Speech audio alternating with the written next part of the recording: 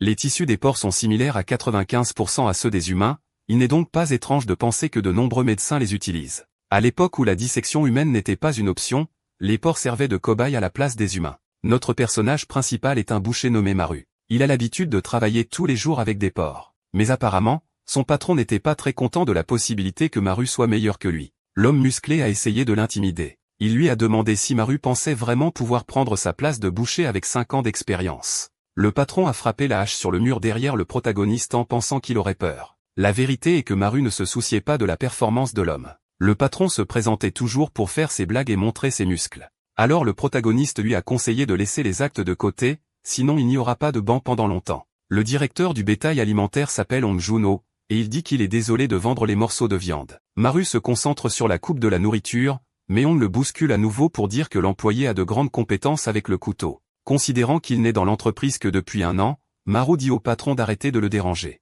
On obéit et décide de déranger Kim Yang, mais la fille était occupée à dévorer toute la nourriture de l'endroit. Kim travaillait comme comptable dans l'entreprise d'élevage alimentaire. Il semble qu'elle aime beaucoup ce travail. On exige que Kim retourne au bureau. Puis il serre Maru dans ses bras en disant qu'il se soucie beaucoup de l'employé. Le protagoniste n'y croit pas beaucoup car il se souvient que le patron ne paie pas bien, le fait travailler 100 jours de congé et l'entraîne même dans des nuits blanches parce qu'il ne veut pas le faire seul. Le protagoniste ajoute que Hong le tire dans tous les sens après le travail. Pour couronner le tout, il doit faire l'abattage lui-même. On justifie ses actions en disant que c'est parce qu'il aime le protagoniste qu'il se souvient du premier jour de travail de Maru. Le boucher doit achever le cochon. Au début, Maru ressemblait à un garçon impuissant avec un poignard à la main, mais il n'a pas hésité à effectuer le travail. C'est alors que le chef Hong a su qu'il était devant un bon boucher. La conversation sur la trajectoire du protagoniste s'est poursuivie dans le bain. On l'a forcé à lui frotter le dos. Une fois de plus, le protagoniste a été sorti du travail pour aider l'homme. Il ne pouvait pas être plus en colère contre la situation. Puis il avertit qu'il s'attend à être payé pour cela. Le patron demande s'il a vraiment besoin d'autant d'argent. Mario répond par l'affirmative. Alors on me dit qu'il a un travail lucratif cette fois-ci. Peut-être que ce ne sera pas suffisant pour transformer sa vie, mais au moins il pourra sortir de cette pièce du sous-sol où il vit maintenant. Maru ne peut pas manquer l'occasion de gagner de l'argent et demande quel est le travail. On se souvient qu'il avait dit qu'il avait étudié au Japon, auquel cas sa prochaine destination est le Japon. Quelques jours plus tard, le protagoniste voyage en avion vers le Japon. Le travail dont son superviseur avait parlé se trouvait dans une ferme d'élevage urbaine du pays. Il a été envoyé parce que l'entreprise d'élevage japonaise a demandé de la viande avec une main-d'œuvre urgente. Alors 6 mois se sont écoulés. Maru a été forcé de travailler pendant 6 mois sans prendre un seul jour de congé. Ce n'était pas très différent de son travail en Corée, mais le protagoniste pensait qu'il serait préférable de le vivre dans son pays d'origine qu'au Japon. Et quand il est arrivé ici, ils ont dit qu'il y avait un manque de main-d'œuvre, mais même après 6 mois, Maru était le seul employé là-bas. Un type yakuza a regardé son travail jour après jour en fumant une cigarette. Le protagoniste maudit l'homme en coréen car il sait qu'il ne comprendra rien. Le japonais sourit en pensant que c'est une salutation. Quoi qu'il en soit, Maru sent que quelque chose ne va pas du tout. L'élevage japonais l'oblige à séparer soigneusement les côtes du porc. L'ordre est suspect. Toutes les autres parties du porc sont jetées, à l'exception des côtes, qui semblent plus lourdes que d'habitude. Alors Maru a supposé que les hommes ayant l'air de yakuza portaient quelque chose à l'intérieur de leurs côtes. Une fine ligne sur l'os montrait qu'il avait été coupé une fois et rattaché. Le protagoniste essaie de ne pas perdre de temps là-dessus. Il veut juste finir le travail et partir sans attirer l'attention du japonais qui l'observe. Plus tard, le protagoniste a appelé le chef Hong et a crié qu'il n'en pouvait plus. Pendant 6 mois, il a fait des heures supplémentaires et des tâches étranges. De plus, il y a un membre de Yakuza qui surveille tout le processus. On le traite de morveux et demande pourquoi il se plaint de faire des heures supplémentaires maintenant s'il l'a toujours fait en Corée du Sud. Maru répond que le problème est que l'endroit est très étrange. On précise qu'il a fait des efforts pour l'emmener au Japon parce qu'il savait qu'il avait besoin d'argent. Il a donc demandé au boucher de ne pas le décevoir. Après tout, Maru doit payer les frais de scolarité de sa jeune sœur et la dette de carte de sa mère, donc retourner en Corée serait un gaspillage. On demande au boucher de tenir bon pendant au moins 1 mois de plus. Il le ramènera à la maison après cela. Le protagoniste accepte sans beaucoup d'alternatives, mais est agacé d'avoir été mis dans cette situation juste à cause de sa condition familiale. Le lendemain, Maru est de retour au travail, méfiant. Tout son effort est pour l'argent, alors il décide de ne pas s'en soucier et d'endurer 1 mois de plus. À ce moment-là, quelqu'un prononce son nom. Le nouveau venu parle en japonais. Maru essaie de ne pas insulter le gardien avec ses mains dans son pantalon. L'homme pince la joue du protagoniste en disant qu'il a de la chance d'avoir un travailleur comme lui dans l'entreprise, tandis que le membre de Yakuza loue ses compétences avec le poignard. Marie remarque qu'il porte une arme à la ceinture, confirmant ses soupçons qu'il travaille pour une entreprise de Yakuza. Le gardien avertit qu'il partira tôt aujourd'hui parce que sa petite amie fête son anniversaire, auquel cas le plus jeune prendra sa place. Il se réfère au nouveau venu comme petit frère, mais lorsque le gardien arrive, le protagoniste réalise qu'il n'est rien de jeune. L'ancien justicier présente le protagoniste à son ami et dit qu'il vient de Corée. Les deux échangent des salutations et le nouveau venu avertit qu'il a déjà récupéré les côtes. Soudain, le sol commence à trembler et la maison tremble violemment. Murray s'accroche au comptoir tandis que l'ancien gardien dit que c'est un tremblement de terre. Le nouveau venu tient ses côtes comme si sa vie en dépendait. Mais pas pour longtemps, l'assiette avec les côtes glisse de ses mains et tombe au sol. Soudain, de la poudre blanche s'échappe des os. Le brouillard envahit l'endroit et le protagoniste se couvre immédiatement le nez. Le gardien essaie de dissimuler ce qui vient de se passer et dit que probablement le boucher n'a jamais vu de tremblement de terre. Il ajoute que cette poudre blanche doit provenir des os.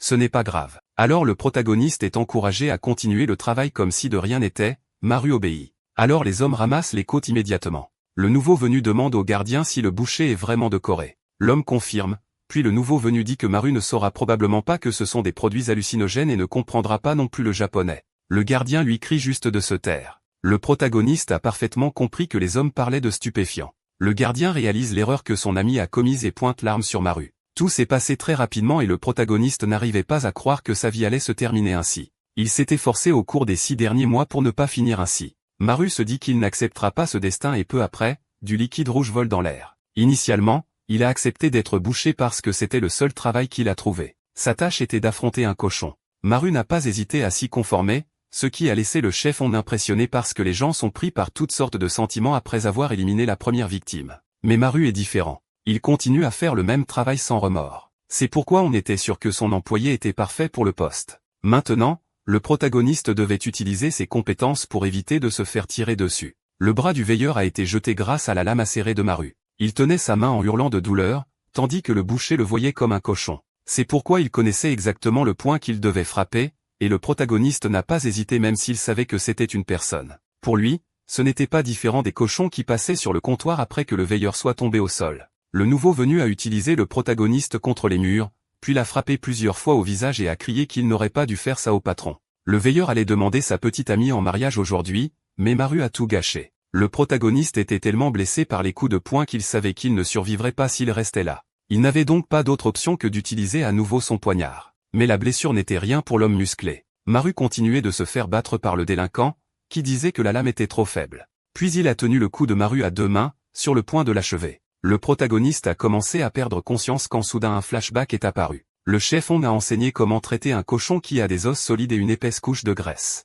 Il a dit que le poignard traditionnel suffirait. Donc, pour que Maru devienne un grand boucher, il est nécessaire d'apprendre à éviter les os et à couper la graisse. Il saura comment faire cela quand il verra le chemin par instinct. Heureusement, le protagoniste a trouvé le chemin dont le patron parlait tant. Il a frappé l'ennemi dans les côtes et a avancé de l'autre côté. C'est à ce moment-là que le protagoniste a réalisé qu'il était vraiment né pour être bouché. Le nouveau venu a été éliminé et son corps lourd est tombé sur Maru. Il a poussé le corps de l'homme sur le côté et a été paralysé de voir ce qu'il avait fait. Le protagoniste s'est répété plusieurs fois que c'était de la légitime défense, mais il pensait que la police ne le croirait pas. Alors se rendre n'est pas une option. Maintenant, le protagoniste pense à ce qu'il fera quand il rencontrera les Yakuza. Une idée lui vient à l'esprit, et il croit qu'il peut se débarrasser de ce qui s'est passé juste en mettant le feu à l'endroit. Mais avant que le garçon ait la chance de faire quoi que ce soit, quelqu'un entre dans la pièce et commence à tirer. Maru court pour éviter d'être touché. L'homme le poursuit jusqu'au congélateur. Il dit que c'est une impasse. C'est la fin du boucher. Un silence s'empare de l'endroit, et l'homme marche lentement parmi les cochons à la recherche de sa cible. Soudain, il trouve une botte, et est sûr d'avoir trouvé le boucher. Le bandit tire sans hésitation. Il réalise trop tard que la botte était un piège. Le protagoniste pousse les cochons vers l'ennemi, qui perd l'équilibre et tombe. Maru balance le poignard, frappe l'homme à l'épaule. Le bandit rit en disant que le boucher aurait dû viser la gorge. Puis il pointe le canon de l'arme sur Maru, mais rien ne se passe parce qu'il ne peut pas bouger ses doigts pour appuyer sur la gâchette. Cela s'est produit grâce aux enseignements que Maru a reçus du chef Hong. L'homme a expliqué qu'il y avait un groupe de nerfs chez les cochons, qui va de la moelle épinière aux membres antérieurs. L'être humain est exactement le même que le cochon. Cela signifie que si une personne est touchée à ce point, elle ne pourra plus bouger. À ce moment-là, le protagoniste était confus par le fait que le cochon et une personne se ressemblent à 95%. Mais maintenant, il savait qu'on n'avait pas menti. Le troisième bandit a donc été éliminé. 6 heures plus tard, l'avion à bord duquel voyageait le protagoniste est arrivé en Corée. Il a poussé un soupir de soulagement en rentrant chez lui. Heureusement, aucun membre des Yakuza ne l'a repéré. Maru a mis le feu à l'entrepôt avant de s'enfuir, il est donc difficile pour quiconque de découvrir ce qui s'y est passé. Ses traces ont été effacées et maintenant il pourra reprendre sa routine normale. À ce moment-là, il est sur le point d'entrer dans la maison quand il remarque que les lumières sont allumées. Il pensa que sa famille était réveillée et afficha un sourire sur son visage. Mario a ouvert la porte et a dit que cette fois, il avait apporté beaucoup d'argent et de cadeaux, mais la scène qu'il a trouvée dans la maison était effrayante. Quelqu'un avait renversé les meubles et l'endroit était en désordre. En plus de l'absence de parents là-bas, il semble que quelqu'un soit arrivé avant lui. Le protagoniste a crié pour sa mère et sa jeune sœur nommée Naru, mais il n'y a pas eu de réponse. Soudain, le pied touche quelque chose. C'est l'une de ses côtes avec de la poudre blanche qu'il a vue au Japon. C'était un signe que les choses n'allaient pas bien. Soudain, une voix demande s'il est heureux de rentrer chez lui. Le protagoniste regarde vers la voix et voit un groupe d'hommes inconnus. Il craint que sa famille n'ait été emmenée par les Yakuza. L'homme à lunettes fouille dans la poche de son costume, ce qui fait penser à Maru qu'il a une arme.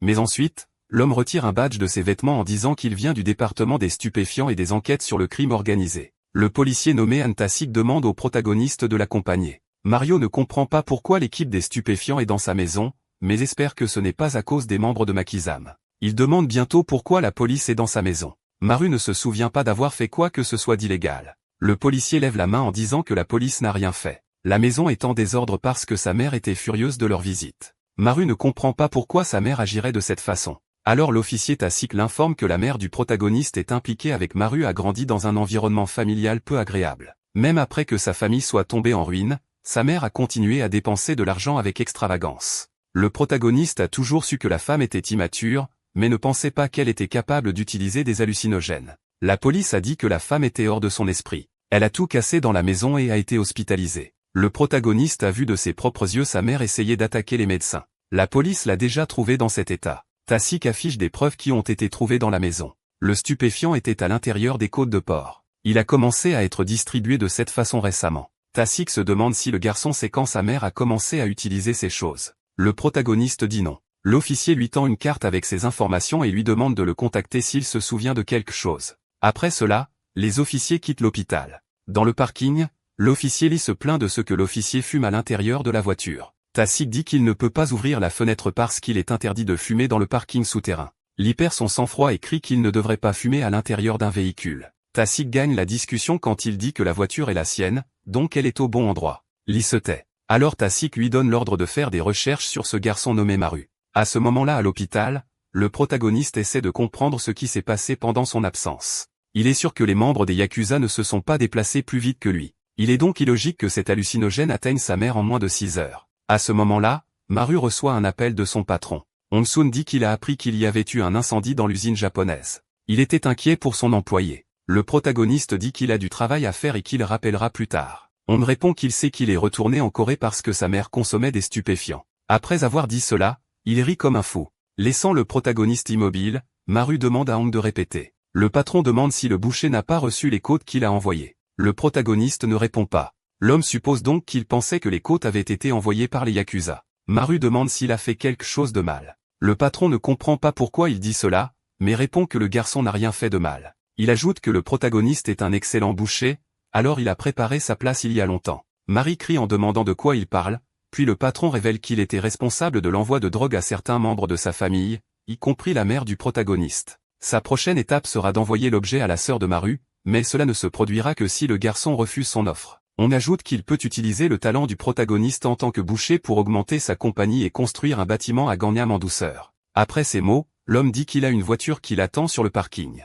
Désormais, le travail de Mirror ne sera plus seulement avec les porcs. Il a raccroché et est resté silencieux. Le protagoniste est tombé dans une profonde obscurité. La scène change pour un endroit inconnu. Deux hommes se disputent pour savoir qui va porter les porcs. Le garçon aux lunettes dit qu'il ne fera rien. Mais l'homme dans le camion ouvre le sac et montre qu'il ne transporte pas seulement des porcs. Il sort plusieurs sacs noirs en disant que c'était l'ordre de Ham. Cet homme avec une cicatrice sur le visage est le chef mondial de la production animale, Baek. Le garçon aux lunettes est Choi, il dit qu'une nouvelle recrue devrait être embauchée bientôt pour faire le travail difficile. Les deux se disputent à nouveau parce que Baek se souvient que Choi est son subordonné depuis qu'il a rejoint l'entreprise. Il devrait donc être responsable des corps. Le poste de subordonné a été donné à Choi depuis qu'il a perdu au pierre-feuille-ciseaux. Il plaisante même en demandant si Baek a peur des nouvelles recrues. Les veines apparaissent sur le front du patron à cause de sa colère. Le conflit s'intensifie, amenant les deux à prendre leur équipement. Baek menace de frapper Choi. Malgré la rivalité, Choi décide de ne pas aller plus loin. Il se retourne simplement et prévient qu'il retourne à la voiture. La nuit arrive bientôt. Baek dormait paisiblement lorsqu'il a été réveillé par un chat. Il suppose que l'animal est arrivé à cause de l'odeur de la viande. Après quelques secondes à jouer avec le chat, Baek réalise que Choi n'est pas encore revenu. Il trouve cela étrange et décide de vérifier la raison du retard. En s'approchant, il se rend compte que la porte est entrouverte. Baek entre dans la pièce sombre, et au même moment le chat est terrifié et essaie de s'échapper. L'homme est effrayé par la destruction de l'endroit et relâche l'animal. Il trouve quelqu'un qui dort et suppose qu'il s'agit d'une nouvelle recrue. Il demande donc où est Choi. Baek est sûr qu'il sera réprimandé par le chef si Choi met trop de temps à retourner dans la pièce. À ce moment-là, l'homme pousse la recrue du pied après n'avoir reçu aucune réponse. Puis il a réalisé avec surprise que cet homme était en fait Choi. Malheureusement, il était déjà décédé, et un liquide rouge coulait de sa bouche. Baek rit de la situation en disant qu'il semble que Choi ait reçu la visite des supérieurs. Cette fois, il n'a pas pu se défendre avec la dague. L'homme était sûr que son collègue méritait ce sort. Mais ce qu'il ne savait pas, c'est que la personne responsable de l'attaque de Choi le ciblait également. À ce moment-là, le protagoniste s'approche de l'homme avec de la haine dans les yeux. Baek se moque de son adversaire en disant qu'il n'est rien de plus qu'un membre de la génération Z. Maru réduit rapidement la distance entre les deux alors que le type rit lorsqu'il rencontre la nouvelle recrue. À l'instant suivant, il bloque la dague de Maru en utilisant son marteau, le protagoniste étant surpris qu'un seul contre-toxicomane ait suffi à perdre la dague. Baek interrompt les pensées de Maru et rapproche le marteau de son visage. Pendant que tout cela se passait, le chef Hong préparait calmement une fête avec ses sbires. Les employés ont parlé des dernières nouvelles. Ils ont appris que Hong avait envoyé Choi et Baek chercher la recrue. Au début, ils ont pensé que c'était une exagération. Mais l'un des gardes défend l'idée du patron en disant que cette nouvelle recrue a l'air différente des autres. Les responsables se sont disputés pour savoir qui était le plus fort. Certains ont soutenu que Baek battrait Choi sans aucun doute. Jun-sik se souvient du jour où il a travaillé avec l'homme. Tout le monde traitait Baek comme une légende invincible. Un jour, il a vaincu tous les brutes et les gangsters d'une ville. Baek était déjà très fort en utilisant seulement ses mains, mais il a gagné un objet qu'il a perfectionné. Le marteau qui lui a été donné par le directeur en était invincible. C'est à ce moment-là que le plus fort physiquement a trouvé l'équipement le plus puissant. Depuis lors, Baek est appelé un taureau qui ne peut être arrêté. Du moins, c'est ce qu'il pensait. De retour au combat du taureau contre le protagoniste, Maru a esquivé le marteau, mais il est tombé au sol maladroitement. Baek ne pouvait pas croire qu'un type avec ses compétences ait pu éliminer Choi. Il est devenu plus excité de vaincre le protagoniste. Maru a continué à esquiver les attaques. Baek rit comme un fou en le poursuivant. Il pousse Maru contre le mur. Il devient évident que l'homme est physiquement plus fort que le protagoniste. De plus, Baek est agile et habile. Maru se sent désavantagé. Baek ne lui donne pas le temps de réfléchir. Alors une nouvelle attaque commence. Maru esquive le marteau plusieurs fois. Il réussit à utiliser superficiellement sa dague cassée, mais trouve un angle mort pour enfin gagner le combat. Cependant, Baek était agile et a arrêté la dague avec ses dents. Le spectacle était effrayant pour Maru. Il n'a jamais combattu un homme imbattable, mais cela ne suffit pas pour le faire abandonner. Le protagoniste balance la dague cassée, mais elle ne touche aucune partie du corps de l'ennemi. Baek se moque de lui et dit qu'une piqûre de moustique fera probablement plus mal. Il décide de mettre fin à l'affrontement, mais le protagoniste est habile à esquiver le marteau. Il a failli se faire frapper. Baek est devenu encore plus agile, et son pied a frappé le visage de Maru en plein. Le boucher est tombé par terre en se plaignant de douleur, et a été tiré par le pied. Baek l'a jeté contre le mur. Maru n'a pas pu éviter la collision. Il est resté immobile pendant que Baek se préparait pour une nouvelle attaque. Mais à ce moment-là, l'homme fou a ressenti une forte douleur à son poignet. Il a remarqué trop tard que le boucher visait uniquement ses points vitaux. Le protagoniste l'appelle avec dédain et demande sérieusement s'il y a quelqu'un qui rit des mauvaises blagues de Baek.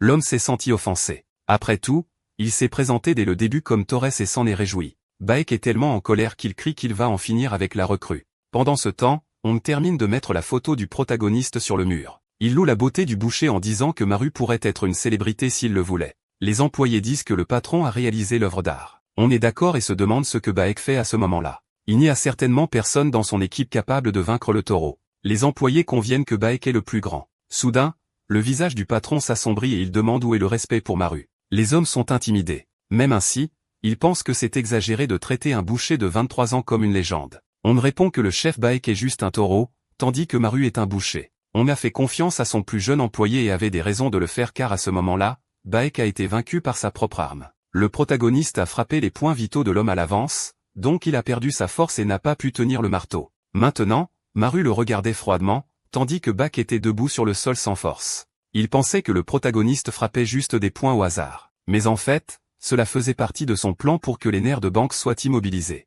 À ce moment-là, Maru dit au revoir à l'homme en le qualifiant de vache, puis utilise une dague comme un clou pour achever l'adversaire. Quelques minutes après que Maru soit finalement arrivé à la fête que le patron avait préparée, il a été accueilli par une pancarte qui l'appelait manager. Apparemment, tout le monde était heureux de son arrivée. Soudain, le protagoniste a pris 2 badges de sa chemise et les a jetés par terre. Les visages des employés ont changé lorsqu'ils ont vu que c'était la carte d'identité de Choi et de Baek. Le boucher appelle les hommes des cochons, ce qui met les gardes de Hong en alerte, et ils prennent rapidement la dague pour se défendre. Maru ne les appelle que des cochons sales. Les gardes attaquent ensuite ensemble. Le protagoniste prend une nouvelle dague et utilise le marteau de Baek. Il était prêt à achever tous les agents de sécurité. On a tout regardé assis sur une chaise, mais il a pensé qu'il devait faire quelque chose. Soudain, le patron a sorti quelque chose de sa poche en criant le nom de Maru. Il encourageait le protagoniste contre tous les gardes. Les employés ont été choqués. On a appris à Maru à traiter les cochons comme des humains, car malgré leur apparence passive, ils attaquent les humains. Les enseignements ont été mis en pratique contre les gardes de sécurité de Hong. Le protagoniste a assommé les cochons d'un seul coup, puis a fait de même avec les hommes. Certains des gardes ont été agacés que le marteau de Baek soit utilisé par un boucher. Le protagoniste a pris une profonde inspiration face aux accusations et a décidé d'utiliser la deuxième étape qu'il avait apprise de Hong. Il a utilisé une technique pour éliminer tout le liquide rouge du corps du cochon. Pour ce faire, il faut percer la veine jugulaire. Les détails étaient gravés dans la mémoire de Maru. Les attaques sont effrayantes pour les gens ordinaires, mais le protagoniste ne s'est pas arrêté là et a décidé d'utiliser la troisième étape. Il connaissait une méthode précise pour enlever la peau. La technique a été utilisée sur les ennemis. On est finalement intervenu et a expliqué aux gardes bouchers les autres étapes des enseignements pour plus tard. Le sol de la pièce était un désastre, et le protagoniste réalise avec surprise qu'il reste encore des hommes debout. Les employés ont compris que le boucher était vraiment digne du poste de manager. Marie a pensé à éliminer le reste, mais a été réprimandé par le patron qui a dit qu'il était temps d'arrêter. Soudain, le protagoniste l'a attaqué avec le marteau. Hung a bloqué le coup avec sa main et a dit qu'il comprenait que le garçon était confus,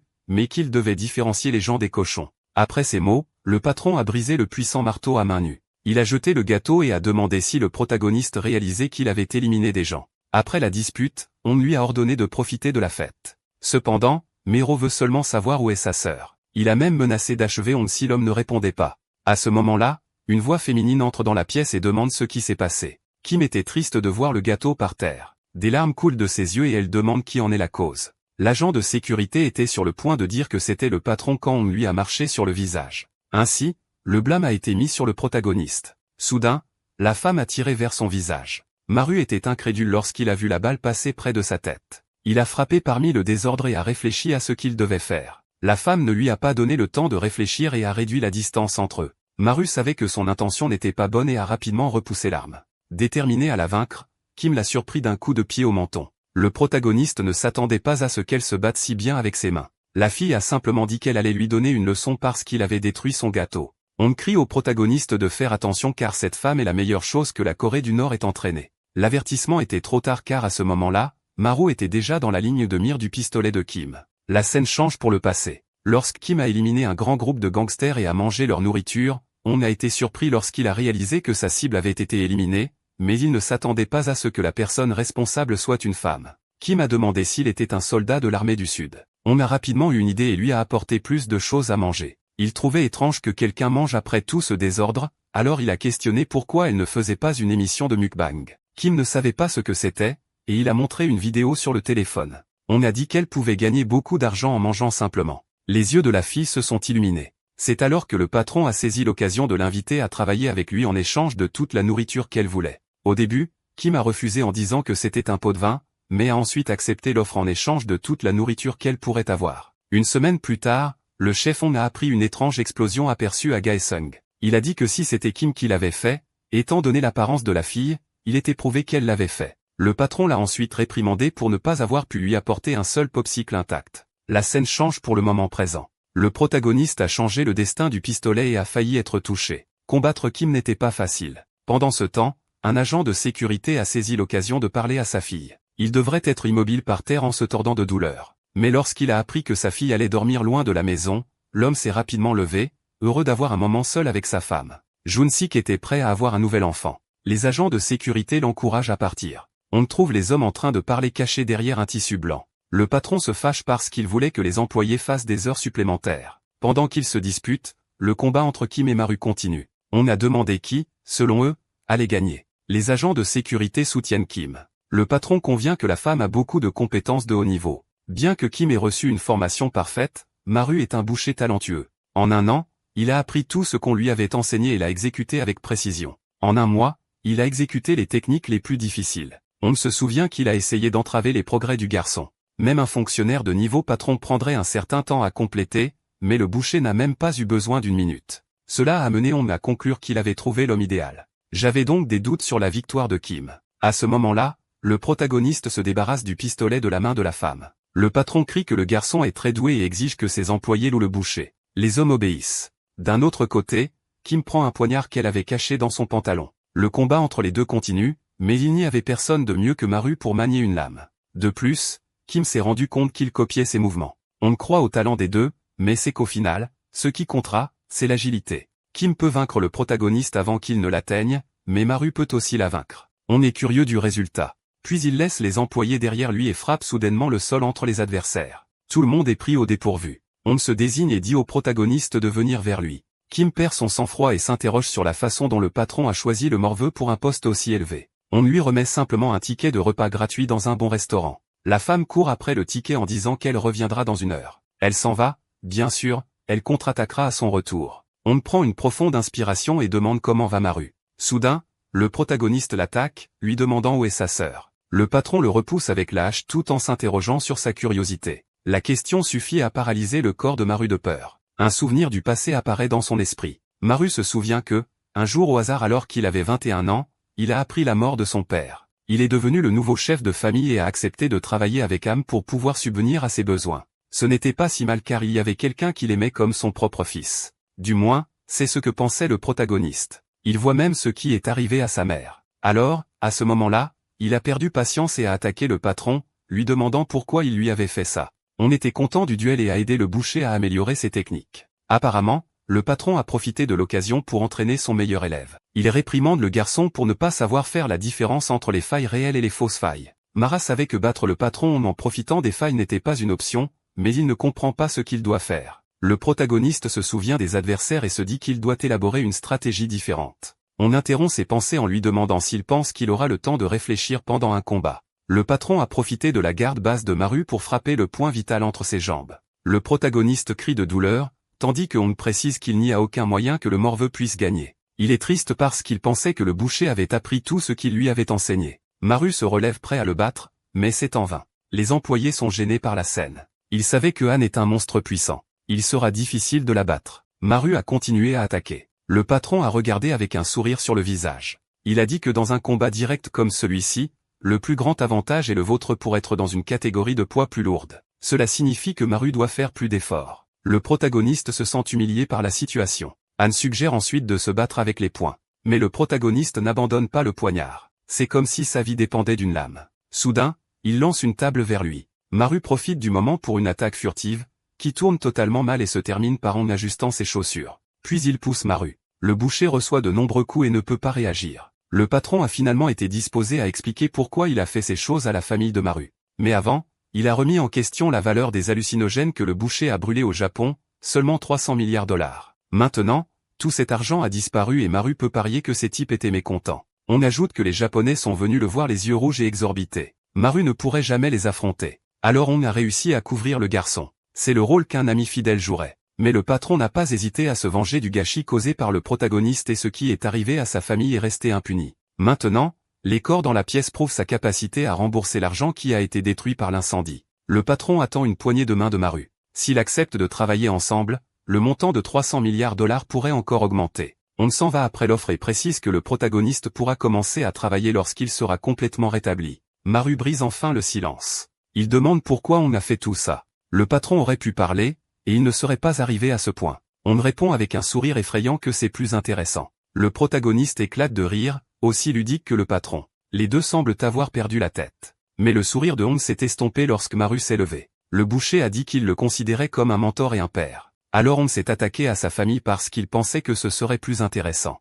Un amusement futile qui a rendu Maru furieux, auquel cas le patron ne peut même pas être comparé à un cochon. Le protagoniste a promis qu'il allait l'achever. Ses yeux intimidants ont rendu l'intention du garçon évidente. Le patron lui a dit de faire ce qu'il voulait tout en déchirant ses propres vêtements. On a laissé son corps exposé pour que le garçon puisse évaluer s'il ressemblait vraiment à un cochon. Puis il a dit que peu importe la qualité d'un boucher, il a besoin de confiance pour faire quelque chose. Pendant que les deux se disputaient, Jun-sik a écrit une lettre à sa chère épouse, où il a dit au revoir et a indiqué l'emplacement de son argent. Il était sûr qu'il ne sortirait pas vivant du chaos. À ce moment-là, le combat entre les hommes est devenu plus tendu. On a dit qu'il était triste des paroles de ses élèves. Il a tout appris à Maru pour simplement le traiter de cette façon. Cette fois, le protagoniste a décidé d'utiliser les enseignements contre le professeur lui-même. Il a attendu le moment où on essaierait de frapper son visage afin de pouvoir tenir le manche de la hache et contre-attaquer. Le protagoniste a arrêté la lame à quelques centimètres du visage de l'ennemi. Le patron pensait que rien n'allait se passer, mais soudain, il est frappé au menton et du liquide rouge coule sur le sol.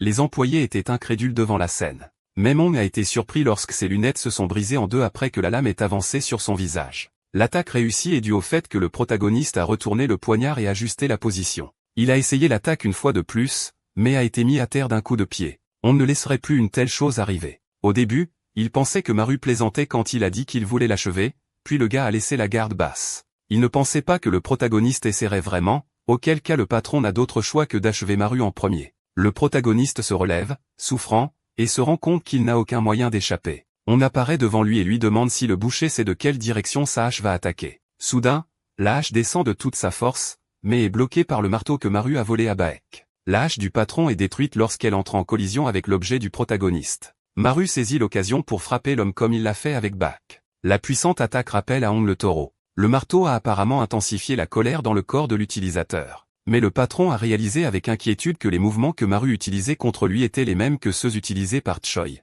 Le protagoniste a pu copier les mêmes capacités en si peu de temps. Enfin, Maru a utilisé les mouvements de Kim. Jun Sek a regardé la scène impressionné. Il ne pensait pas qu'il puisse y avoir quelqu'un capable de copier toutes les techniques des personnes contre lesquelles il avait combattu jusqu'à présent. Le garde a senti que pour la première fois, il y avait une chance que le patron perde. On n'allait pas accepter d'être vaincu comme ça. Il a serré le cou de Maru fort et a porté des coups de poing précis. L'homme s'interroge sur l'audace du boucher de le traiter de porc alors qu'il a nettoyé tout le désordre qui restait au Japon. Après ces mots, le protagoniste a été projeté. Il se relève en souffrant. On dit qu'il n'a pas encore utilisé toute sa puissance et demande si le mioche veut vraiment aller jusqu'au bout. Maru reste la tête baissée. Le patron ne voulait rien faire contre lui, mais maintenant qu'il a été menacé, il ne peut pas le laisser partir. À ce moment-là, le protagoniste se demande si cela sera sa fin. Il a rejeté tous les souvenirs et sentiments positifs envers on afin de ne pas hésiter. Du moins, c'est ce que Maru a pensé. Mais il y a une chose qu'il est sûr de ne pas avoir rejetée, leur volonté de vivre. À ce moment-là,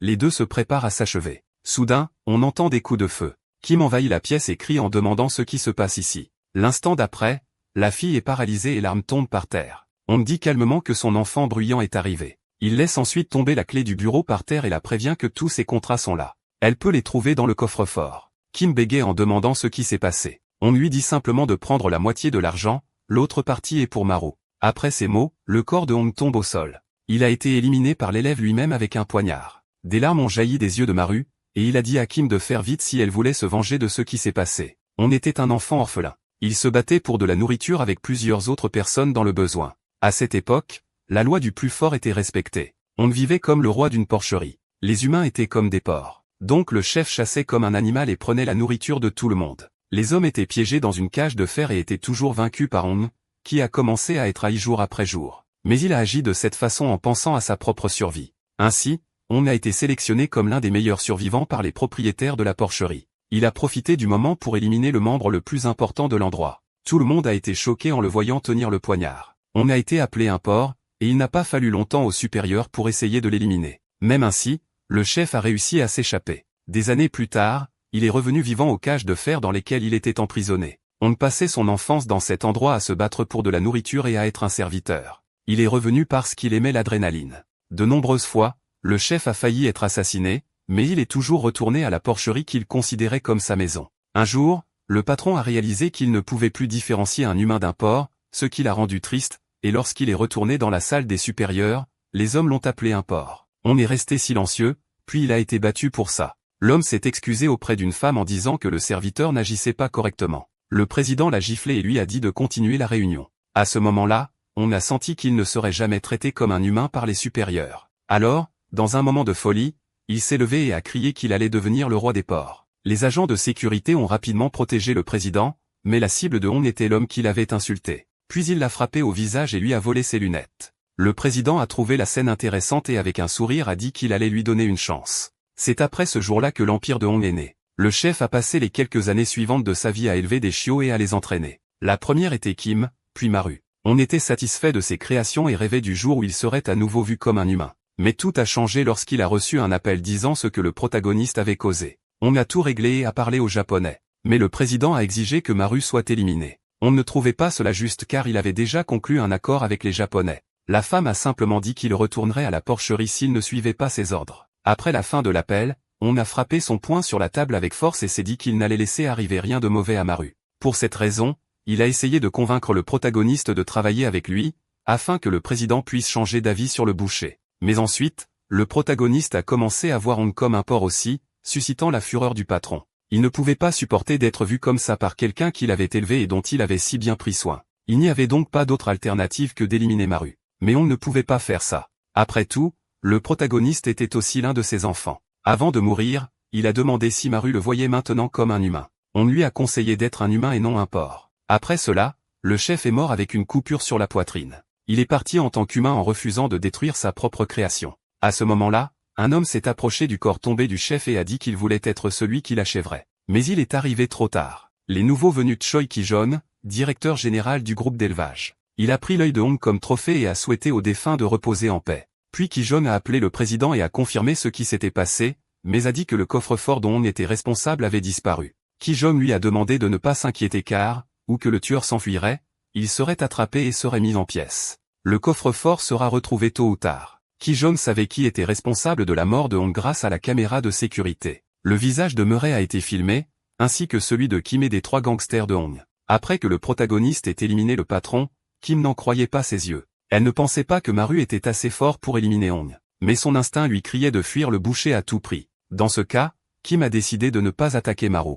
Elle a levé les mains et s'est rendue. Le protagoniste pensait que la fille ne faisait ça que pour être éliminée plus vite. Les sbires l'ont fidèlement protégée. Le type aux lunettes a averti que les renforts du siège arrivent. Tout le monde sera éliminé s'il ne s'enfuit pas maintenant. Ils ont essayé de convaincre le protagoniste qu'ils étaient maintenant une équipe et devaient rester ensemble. Maru a accepté. Mais avant, il a demandé où était sa sœur. Les gangsters attendaient une réponse de Kim car c'est elle qui était responsable de la fille. Kim a joué la comédie pendant un moment, mais s'est vite souvenu de ce qui s'était passé. On lui avait demandé d'emmener Naru dans un restaurant tout en s'occupant du protagoniste. Kim a obéi et les deux ont bien mangé. Mais lorsqu'il a été temps de payer l'addition, il y a eu une erreur. La carte a dépassé sa limite. Kim laissa Naru faire la vaisselle et alla chercher une autre carte. C'est à ce moment-là qu'elle est arrivée et que le gâteau d'anniversaire était par terre. Après ça, une bagarre a commencé avec le protagoniste. C'était toute l'histoire que la fille a racontée. La scène change un peu plus tard. Le trio de gangsters a encouragé Kim à sauter de l'hélicoptère et à retrouver la sœur du protagoniste, mais la fille avait peur. Ils ont questionné la façon dont elle est devenue membre des forces spéciales.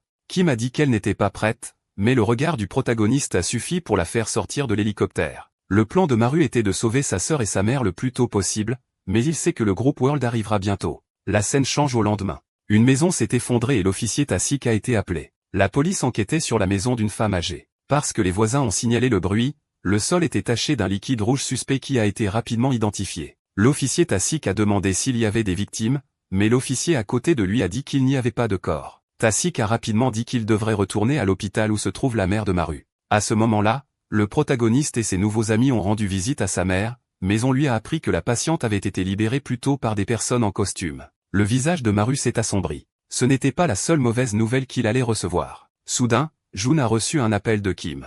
La fille a prévenu que Naru avait disparu du restaurant. Elle a été emmenée par des hommes en costume. Le protagoniste savait que les membres de sa famille seraient utilisés comme otages. Alors, sans hésiter, il a fui l'hôpital. Jun-sik a essayé de l'empêcher d'y aller en disant que le siège de la sécurité mondiale est très dangereux. Soudain, quelqu'un entre à l'hôpital et le protagoniste se paralyse. La scène change pour le hall de l'hôpital. Un homme avec un cache-œil dit bientôt qu'il n'imaginait pas le trouver de cette façon. Il a salué l'officier. Tasik connaît Ki-jong pour le désordre qu'il a déjà fait. Mais l'officier est accusé d'interférer dans la vie de plusieurs personnes. Tasik dit que ce n'est pas quelque chose qu'un homme devenu directeur administratif principal en remplaçant des personnes devrait dire. Il demande bientôt ce que le gangster fait dans cet endroit. Ki-jong répond que c'est un hôpital. Il est venu rendre visite à une personne. Après cela, les hommes marchent dans la direction opposée, et le gangster encourage l'officier à s'occuper de ses affaires. Soudain, un laquais court vers Ki-jong dans le désespoir et avertit que Maru est retourné dans la chambre de l'hôpital. Le gangster met rapidement son doigt dans sa bouche, puis se casse les dents, empêchant l'homme de dire d'autres mots. Tasik dit à l'homme que son subordonné parle trop. Ki Joo-hong précise que la prochaine fois, il le rencontrera à ses funérailles. La menace faite aux policiers ne l'a pas ébranlé. Ta-sik répond qu'il s'assurera que son don aux funérailles ne soit pas petit. Ki Jong quitte l'hôpital très en colère car il ne pensait pas que sa cible bougerait si vite. Il semble que quelqu'un soutienne Maru. La scène change pour le protagoniste. Il devient immobile lorsqu'un homme en costume entre dans la pièce et le salue. L'homme apparemment gentil demande à Maru de monter dans la voiture, mais le protagoniste pense qu'il est responsable de l'enlèvement de sa mère et de sa sœur. Alors, sans hésiter, le boucher sort le couteau de sa veste et menace de tuer l'homme. Soudain, le nouveau venu baisse la tête en signe de respect et s'excuse pour l'impolitesse. Il dit que son président est dans la voiture et expliquera tout bientôt. À ce moment-là, une femme gentille aux cheveux noirs dit que c'est un plaisir de le rencontrer. Elle se présente comme Shine, présidente de l'hôtel Charlotte. Le protagoniste lui crie dessus pour qu'elle colle cette introduction ailleurs et demande où est sa famille. Les deux alliés gangsters de Maru disent que tout va bien et qu'il peut rester calme. Le serviteur à lunettes appelle le protagoniste manager et montre que sa mère va bien. Jun-sek essaie de comprendre pourquoi il s'est allié au groupe Charlotte. Le serviteur à lunettes prévient que le groupe World a bougé trop rapidement. Il n'a eu d'autre choix que de demander de l'aide à Charlotte. Maru se demande s'ils sont vraiment différents du groupe World puisqu'ils ont pris sa famille sans sa permission. Le serviteur à lunettes décide de montrer les images de la caméra de sécurité de l'hôpital, où le groupe World apparaît en marquant tout l'endroit à la recherche du protagoniste et de sa famille. Cela prouve seulement que sans l'aide du groupe Charlotte, sa famille serait en danger. Maru hésite même s'il sait qu'il a raison. Shine demande au boucher de monter à nouveau dans la voiture. Elle va l'emmener auprès de sa famille. Le groupe Charlotte se concentre sur les produits pharmaceutiques, les hôtels, les grands magasins, la pétrochimie et la finance. D'un autre côté, le groupe World se concentre sur la sécurité, l'industrie de la défense, le commerce, la distribution et la construction. Les deux sociétés portaient la peau de grandes corporations, mais elles se livraient une bataille acharnée dans l'ombre. Un homme a mis fin à la longue bataille avec sa force brute. Son nom était Hong. Ensuite, Charlotte a été défaite puis divisée en deux. Ceux qui veulent remettre le groupe Charlotte au groupe World, et ceux qui veulent protéger et maintenir le groupe Charlotte. La présidente Shine fait partie du second groupe. Elle a raconté l'histoire de Charlotte au protagoniste en pensant à être honnête avec lui. Maru lui a simplement dit d'être direct. Shine dit que même avec le décès de Hong, le groupe World détient toujours un pouvoir écrasant. Cela signifie que prendre soin de sa famille et échapper au groupe World serait pratiquement impossible seul. Elle veut donc aider Maru en utilisant le pouvoir de Charlotte. Soudain, les gangsters se sont mis à crier et à pointer hors de la voiture. Le chauffeur casse le véhicule lorsqu'une voiture blanche s'arrête sur leur chemin, mais il perd le contrôle et les personnes à l'intérieur de la voiture sont projetées. Le chauffeur finit par réussir à arrêter le véhicule lorsqu'il percute la barrière routière. Shine ouvre les yeux, effrayée en pensant au pire. Puis elle voit qu'elle a été protégée par le protagoniste. Il l'a serrée dans ses bras au moment de l'impact et lui a demandé si tout allait bien. Au début, Maru pensait que c'étaient les membres du groupe World, mais la femme a prévenu qu'il s'agissait probablement de personnes de l'autre groupe de Charlotte. Après que le groupe se soit divisé en deux, elle a rapidement remarqué un liquide rouge couler sur le front du boucher et a essayé de l'essuyer. Shine révèle que son frère aîné, Eunju, essaie de l'éliminer afin de pouvoir livrer Charlotte au groupe World. À ce moment-là, avec un léger sourire, elle demande à Maru d'agir comme son épée pendant qu'elle hurle. En retour, le groupe Charlotte protégera sa famille. Maru ouvre la portière de la voiture en disant qu'elle devra prouver qu'elle peut le faire, alors il deviendra son épée. La scène change pour Ki Jung. Les hommes se tenaient alignés en attendant le passage du chef. Il a marché lentement et a ouvert la porte pour rencontrer le chef près du cercueil de Hong. Tout le monde a regardé les funérailles en silence lorsque Ki Jung est arrivé. Le président du groupe World, nommé Dun, demande avec colère ce qu'il est arrivé aux délinquants. Ki Jung répond que l'un d'eux s'est enfui, mais qu'il en a trouvé un autre. La scène change pour le restaurant. Kim est allé à la recherche de la sœur du protagoniste. Elle savait que son camarade ne la laisserait pas seule lorsqu'il a appris que Naru avait été emmenée par une personne inconnue. Quoi qu'il en soit, la fille pense que la meilleure chose à faire est de détruire l'endroit, mais elle a été arrêtée par plusieurs hommes en costume. Ce sont les envoyés de Ki Juang. Pendant ce temps, ailleurs, les hommes qui ont intercepté la voiture du protagoniste ont préparé un combat. Ils emportent avec eux des bâtons de fer et des poignards. Le chef du groupe prévient qu'Eunji sera heureuse lorsque sa sœur sera éliminée. Cet homme est Byung-go, le responsable de la pharmacie de Charlotte. Les hommes trouvent le protagoniste protégeant la voiture et lui demandent s'il est l'amant de Shine. Avant que quiconque n'ait la chance de poser des questions, Maru les élimine rapidement. Cela impressionne même le protagoniste. Il pense que c'était trop facile et suppose que c'est parce que les personnes avec lesquelles il s'est battu étaient beaucoup plus fortes que des délinquants ordinaires. Les hommes ont été vaincus en quelques secondes, seul Byung-go est resté debout. Ses mains tremblaient de peur et pourtant il a essayé de se défendre. Mais il n'a pas fallu longtemps pour qu'il subisse le même sort que les autres délinquants. Shine sort de la voiture et, avec des pas subtils, s'approche du boucher. Il la regarde et dit qu'il vient de prouver sa valeur en battant tout le monde. Il est donc temps pour elle de prouver qu'elle peut protéger sa famille. Un silence s'empare des lieux et le protagoniste demande comment ils arriveront à sa mère si la voiture a été détruite. La femme sourit et dit qu'elle a préparé quelque chose, puis il voit un hélicoptère survoler, avant que le protagoniste ne puisse partir. Shine dit qu'il montrera le pouvoir qu'il a pour protéger sa famille. Dans ce cas, leur prochaine destination est les funérailles de la personne éliminée par Maru. Les membres du groupe mondial ont décidé d'organiser les funérailles de Hong dans un temple. C'était une excellente façon de dire au revoir au chef. Les moines participent en récitant un mantra d'adieu, tandis que le président regardait le corps de son vieil ami. Ki-Jong est appelé par un serviteur. L'homme prévient qu'il y a un problème à l'extérieur du temple. Le problème, c'est Maru. Le protagoniste portait un costume qu'il a reçu de Shine pour assister aux funérailles. De retour au restaurant, Kim a rapidement éliminé les membres du groupe mondial, puis a volé leur argent. Soudain, elle reçoit un appel et quelqu'un au bout du fil prévient que le manager Maru s'est rendu aux funérailles de Hong, ils doivent donc l'accompagner. Un sourire est apparu sur le visage de la fille car elle pensait qu'elle aurait mangé sur place. Mais on lui prévient qu'il est en fait plus facile pour elle de devenir de la nourriture. La scène revient au protagoniste et les membres du groupe mondial commencent à l'encercler. Les délinquants sont incrédules et se demandent comment ce petit morveux a réussi à éliminer le patron. Cela n'avait aucun sens car Maru n'avait même pas le physique pour ça. Shine demande ce que ressent le boucher. Le protagoniste dit qu'il est simplement impatient de savoir comment elle prouvera sa valeur. Soudain, un homme lui touche l'épaule avec arrogance et demande comment le tueur a eu le courage d'aller aux funérailles accompagné de l'épouse impure de Charlotte. Cet homme est Min Seok. Il demande si Charlotte l'a toujours soutenu. Min Seok suppose que c'était leur plan depuis le début. À ce moment-là, quelqu'un attire l'attention de Min Seok. Ki-Jong repousse simplement l'homme avec toute sa force lorsqu'il est ignoré. Il se présente comme le directeur général de la sécurité du groupe mondial et exige qu'on le traite conformément à son poste. Les supérieurs Woon et Shil rejoignent la conversation et disent à l'homme de ne pas s'amuser seul. Le protagoniste vérifie si son poignard est toujours dans sa poche au cas où il aurait besoin de l'utiliser en cas d'urgence, mais Shine lui touche la main et se place devant lui. Elle demande ce que les membres du groupe mondial gagneront en faisant quoi que ce soit pour blesser le boucher. La réponse est simple. Les responsables disent qu'ils doivent défendre l'honneur du chef Hong. Ils le feront après avoir fini avec le morveux. Shine se demande si cet honneur dont il parle est juste lorsqu'un groupe attaque une seule personne. Elle se souvient que Maru a battu le directeur Hong dans un combat en 1 contre 1. Quand on était vivant, personne n'avait eu assez de courage pour l'attaquer. Mais maintenant,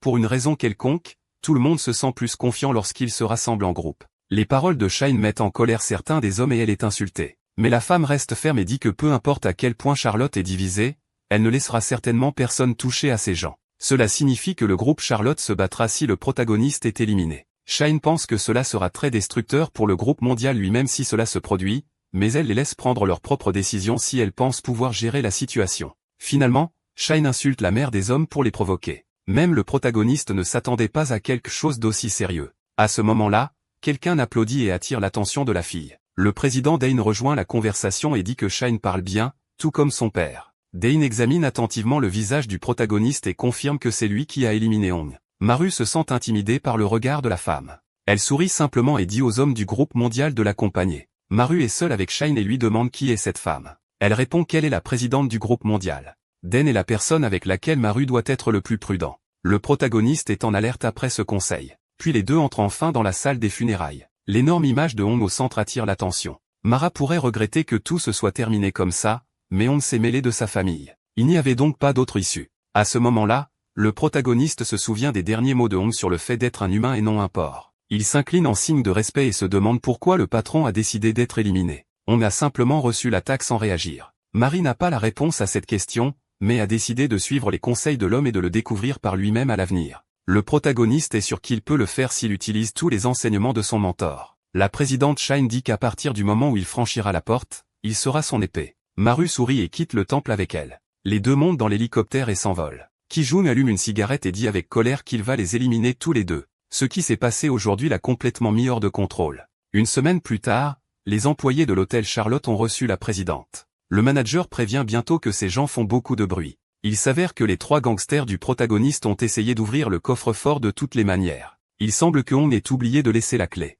Alors maintenant, ils veulent casser le coffre-fort à tout prix. Shine demande au manager d'ignorer le bruit. Elle ne peut rien faire parce que les 3 idiots sont les amis de Maru. L'homme est d'accord et dit qu'il y a un autre problème. La femme que Shine a amenée mange toute la nourriture des clients. Shine convient qu'ils sont un fardeau. Mais cela fait longtemps que l'hôtel n'a pas été aussi animé. Elle décide donc d'ignorer Kim aussi. Shine entre enfin dans la salle VIP pour retrouver Maru et sa famille. Elle parle gentiment à Naru. La sœur du protagoniste demande à la présidente de lui dire pourquoi ils sont là. Maru fait le geste de la note avec la tête. Shine comprend qu'il ne veut rien dire parce que la famille a été mise en danger à cause de lui. C'est pourquoi elle dit que Maru n'a rien fait de mal et qu'il ne devrait pas s'inquiéter. La mère du protagoniste remercie Shine de les avoir aidés. Elle demande également à la présidente de prendre soin de son fils. Shine sourit et promet que tout ira bien. Soudain, quelqu'un fait irruption dans la pièce, disant qu'il a un problème. Au début, la femme a pensé que c'était quelqu'un du groupe de Maru, mais le manager a dit que c'était son frère, Eunjo. Le vice-président est assis dans le hall de l'hôtel, accompagné de Belle Beauté. Pendant ce temps, au poste de police, le détective Tasik essaie de découvrir qui a éliminé Hong. Il a mis la photo des personnes potentiellement impliquées sur le mur des criminels. On était soupçonné d'être un distributeur de stupéfiants. La preuve suivante concerne un atelier japonais qui était considéré comme un centre d'approvisionnement en stupéfiants. Il s'avère qu'il a été incendié. Le dernier événement remonte à une semaine. Une femme de 50 ans est décédée des suites de l'utilisation d'hallucinogènes, et peu après sa maison s'est effondrée. La femme qui recevait un traitement a également disparu sans laisser de traces. Tasik se souvient également de quelque chose de suspect lorsqu'il est allé à l'hôpital. Les ouvriers du groupe mondial cherchaient Maru. L'officier n'est toujours pas sûr si le boucher est la cause ou la victime. Mais c'est certainement le dénominateur commun dans tous ces incidents. La seule information que la police a reçue maintenant est qu'il est apparu aux funérailles du directeur avec une femme. Tasik n'est arrivé à aucune conclusion. Soudain, un policier interrompt ses pensées pour afficher une photographie du protagoniste et de Shine lors des funérailles. Il a finalement découvert l'identité de la femme. Tasik devient immobile lorsqu'il entend le policier dire qu'elle est la présidente de l'hôtel Charlotte. Au même moment à l'hôtel, Shine essaie de ne pas perdre le contrôle devant son frère. Eunji la taquine en lui disant d'arrêter de travailler un peu et de profiter. Le protagoniste demande si elle devrait le finir. Mais Shine dit que tout va bien et prend la bouteille de vin, puis la verse toute sur le vice-président et l'insulte. Elle admet qu'elle a toujours imaginé que son frère rejoindrait les gens féodaux, mais elle n'imaginait pas qu'elle promenait un chien du groupe mondial. La femme faisait référence à Ki-jong, qui était assis dans le hall de l'hôtel à ce moment-là. Shine tourne son attention vers Eunju. Eunju se souvient que le groupe Charlotte est le leur, mais son père est toujours en vie et Eunju convoite le poste de président, allant même jusqu'à amener un ennemi à l'hôtel. Shine ajoute que c'est pourquoi son père l'a nommé comme son successeur. Eunji reste la tête baissée face aux taquineries, mais il retrouve rapidement sa bonne humeur après avoir eu une idée. L'homme dit qu'il est injuste que lui seul goûte le vin.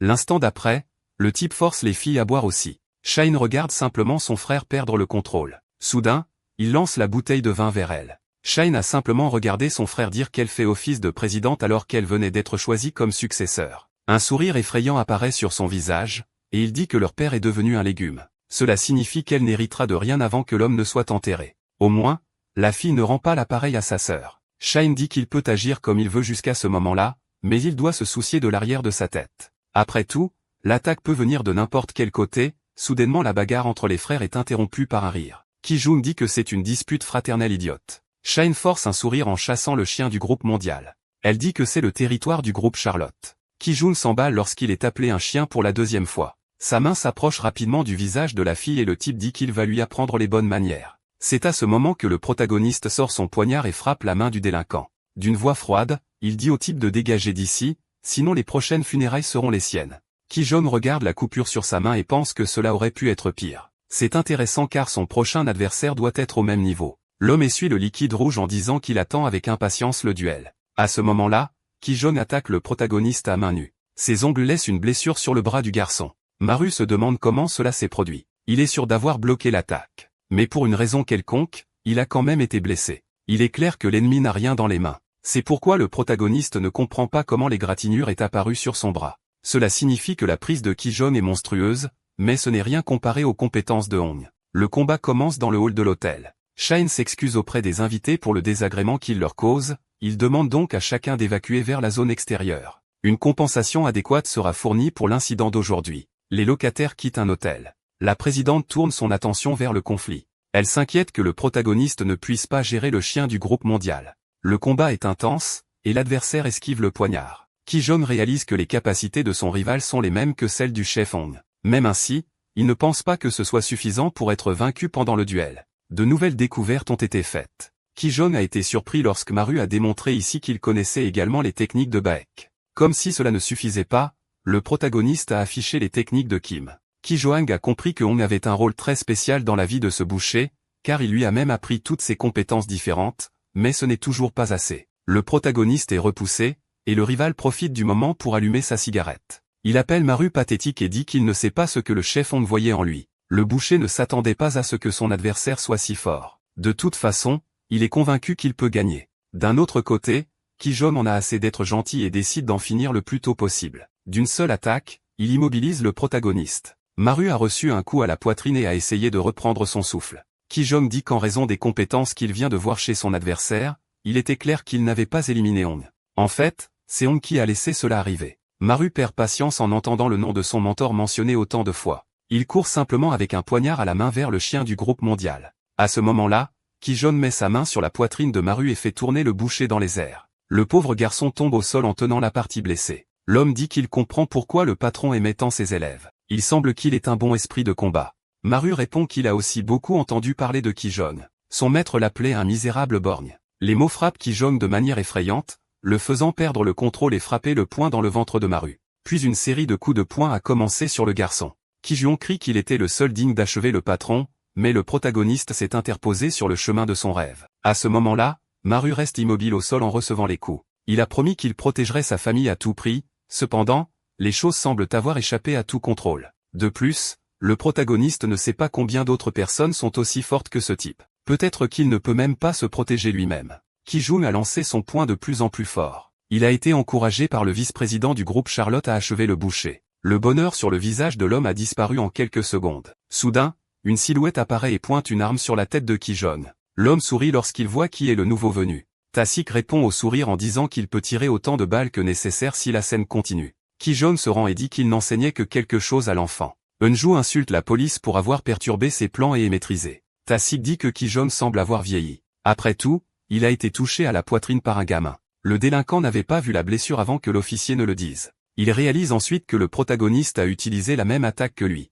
C'est comme si le garçon avait copié sa technique juste après l'avoir reçue. Cela prouve seulement que le garçon est intéressant. Digne d'un élève du chef Hong, le protagoniste est menotté par la police et conseillé de parler en présence d'un avocat. L'arrestation a été une surprise et il n'a rien compris. Alors Tasik a dit que c'était pour suspicion de meurtre. Shine précise qu'elle fera tout pour qu'il sorte de prison le plus tôt possible. Peu importe jusqu'où elle devra aller, Maru la remercie et lui demande de prendre soin de sa famille. Ki-jong se demande s'il s'inquiète toujours pour sa famille après tout ça. Nous aurons certainement un long chemin à parcourir avant de devenir comme Hong. Maru répond que peu importe le temps que cela prendra, il détruira Ki-jong à main nue. Le type répond qu'il ne peut pas attendre, et ensuite les deux prennent des chemins séparés. Quelque temps plus tard, le bureau de Shine est envahi par les trois gangsters. Ils ont appris l'arrestation du protagoniste et étaient inquiets. Shine dit que la police a ignoré les problèmes causés par le vice-président Lee Eum-ju et n'a arrêté que Maru. Peut-être est-ce parce que le groupe World a des infiltrés dans la police. Les gangsters disent qu'ils ne peuvent pas laisser les choses comme ça. Kim dit qu'elle n'a aucune raison de sauver le boucher. Elle a perdu son emploi à cause de lui. Donc elle ne fera rien. Les gangsters pensent différemment et sont prêts à sauver le protagoniste à tout prix. Après tout, il est maintenant le manager. Kim est trop occupée à manger. À ce moment-là, elle découvre qu'elle n'a le droit de manger n'importe quoi que grâce au boucher. La fille décide de confirmer l'histoire avec le président. Shine répond qu'en fait, il ne la traite bien que parce qu'il fait partie du groupe du protagoniste. Kim dit qu'elle ne le savait pas, et de derrière pour partir, les gangsters essaient de l'arrêter. Elle dit donc qu'elle prendra le protagoniste entre ses propres mains. Pendant ce temps, au poste de police, Maru attend anxieusement la présidente Shine. L'officier Tasik brise enfin le silence. Il demande si c'est une coïncidence que le nom du protagoniste soit impliqué dans l'affaire des côtes aux hallucinogènes et le meurtre de Han. De plus, la police a trouvé des traces de vendeurs de boissons liquides des employés du bétail mondial chez lui. C'est pourquoi il s'interroge sur le lien de Maru avec le groupe World. Avant que le protagoniste ne réponde, l'officier précise qu'il veut juste l'aider. À ce moment-là, le surintendant Ki-ju entre dans la pièce avec une assiette de nourriture à la main. Il dit que le garçon est déjà assis au département des stupéfiants depuis de nombreuses heures et n'a rien mangé, alors j'ai apporté quelque chose pour le nourrir. Tasik dit au surintendant de laisser l'assiette et de partir. Ki-ju murmure à l'oreille de l'officier que le maire est très en colère contre la situation. Ils ont arrêté un type sans preuve claire. Tasik dit qu'il doit partir un moment. Il laisse Ki-ju dans le rôle de s'occuper du garçon. Le surintendant offre un sourire gentil et conseille au protagoniste de manger lentement. Il ne posera aucune question. Maru suppose que Shine a déjà fait quelque chose pour l'aider. La scène change pour le bureau de la présidente Dane. Elle dit froidement que c'est ridicule pour un type de se battre dans l'espace public. Pour couronner le tout, le vice-président de Charlotte flirte ouvertement avec les femmes de son entreprise. Cela diminue clairement sa valeur commerciale, donc Dane se demande s'ils veulent tous les deux être détruits par elle. À cause des problèmes qu'ils ont tous les deux causés à l'hôtel Charlotte, les médias ont commencé à douter des capacités de la présidente Shine. C'est pourquoi elle aura du mal à bouger pendant un moment. Donc Eunju doit prendre le contrôle du conseil d'administration pendant un moment, auquel cas elle demande aux hommes de rester hors de problème. La scène change pour le protagoniste. Le surintendant a poussé sa tête vers la soupe lorsque le boucher a refusé de répondre à certaines questions. Il était sûr que Maru avait un lien avec le groupe World et voulait plus d'informations. Quelques minutes plus tard, 3 hommes traversent le département des stupéfiants. Le leader est le type aux cheveux blancs. Le laquais avertit que toutes les caméras ont été éteintes. Personne ne saura ce qui se passe ici pendant environ 30 minutes. L'homme aux cheveux blancs répond que c'est génial et ouvre la porte d'interrogatoire. Une forte odeur de liquide rouge attire l'attention des nouveaux venus. Le leader suppose rapidement que Maru a été battu pour que la pièce sente ainsi. Il attire l'attention sur l'homme assis à la table en pensant qu'il est le protagoniste, mais réalise avec surprise que c'est Kiju. Le leader ne comprend pas comment le boucher peut éliminer un détective sans aucune crainte. Quoi qu'il en soit, il est important qu'il trouve d'abord le garçon. Avant que d'autres mouches du groupe ne s'impliquent, les délinquants commencent à chercher la cible. Le leader précise que cela n'a pas d'importance si le garçon sera livré sans ses jambes ou sans d'autres membres. L'important est de le ramener vivant. La scène change il y a une demi-heure lorsque le protagoniste a été surpris par Kiju. Au début, il pensait que l'homme était un envoyé de Shine. Le surintendant a continué à forcer la tête du garçon dans le plat de soupe. Il était clair qu'il était membre du groupe World et attendait les autres membres pendant que cela se produisait. Kim s'est également infiltré dans la police et a même réussi à voler un uniforme. Tous ses efforts consistaient à continuer à manger gratuitement dans le groupe Charlotte. La fille a vérifié toutes les salles d'interrogatoire et pas la sienne. Elle est finalement arrivée dans la dernière pièce, et lorsqu'elle l'a ouverte, elle a eu une surprise. Kim espérait humilier le protagoniste avant de le libérer. Mais apparemment, il avait déjà réussi à se débarrasser des menottes et était maintenant occupé avec le surintendant. Kim crie qu'il est stupide de faire ça à quelqu'un du département des stupéfiants. Le protagoniste répond calmement que cet homme est juste un membre du groupe World. Il semble que son groupe soit déjà en route ici. Donc, Marie a décidé de frapper l'homme et de piéger les nouveaux arrivants. Il demande à Kim de s'assurer que la police croit que c'était tout le travail du groupe World. La fille crie qu'elle est venue jusqu'ici pour l'aider, et maintenant il veut que quelqu'un d'autre nettoie son gâchis. Mera répond que ce n'est rien comparé à traverser la frontière depuis la Corée du Nord. Il promet de payer de la nourriture illimitée pendant 2 mois si elle aide. Kim est sur le point de refuser lorsque l'offre augmente pour des repas gratuits à vie à l'hôtel Charlotte. Les deux concluent un accord et le protagoniste dit qu'elle peut appeler après avoir terminé le travail. Il retournera à Charlotte. La scène change pour le moment présent. Lorsque le leader aux cheveux blancs dit à ses sbires de trouver le protagoniste, il est sûr que le garçon ne s'est pas rendu très loin. De plus, il y a d'autres membres derrière lui. Après le départ des délinquants, Kim a finalement soupiré de soulagement. Elle s'est cachée dans le plafond. La fille atterrit sur le sol lorsqu'elle se sent en sécurité. Bientôt, elle a une idée pour exécuter l'ordre du protagoniste. Mais avant qu'elle ne fasse quoi que ce soit, l'homme attend qu'elle traverse l'autre pièce et donne un violent coup de pied dans la porte métallique. Kim reçoit un coup au visage et entend le type rire d'elle. Elle se demande comment il a remarqué sa présence. L'homme répond qu'il n'a pas pu s'empêcher de le remarquer. Son odeur irradie pratiquement dans toute cette pièce. Il plaisante en demandant si la tenue était un cosplay de policière qu'elle a préparé spécialement pour lui. Kim dit simplement qu'il est toujours aussi dégoûtant. L'instant d'après, elle sort son arme de sa poche et tire. Tasik et son collègue écoutent attentivement. L'officier dit à Ali de courir. L'officier obéit et demande à l'homme de ne pas rester au commissariat, mais Tasik ne fait aucun pas. Soudain, le téléphone sonne et il répond calmement. À l'autre bout du fil, le protagoniste se présente. Tasik est surpris en imaginant que c'est lui qui a tiré le coup de feu et il ordonne donc au boucher de rester où il est. Mara répond qu'il a en fait déjà quitté le poste. D'un côté, il est soulagé que Kim ait commencé le travail. Tasik est curieux de savoir pourquoi il s'est échappé. Le protagoniste profite du moment pour sa performance. Il partage que le groupe mondial a infiltré la salle d'interrogatoire. Il a survécu grâce au détective Kiju. Cela signifie qu'il y a un espion au sein de la police, ce qui justifie la raison de son évasion. Le protagoniste ajoute qu'il ne peut pas faire confiance à Sik.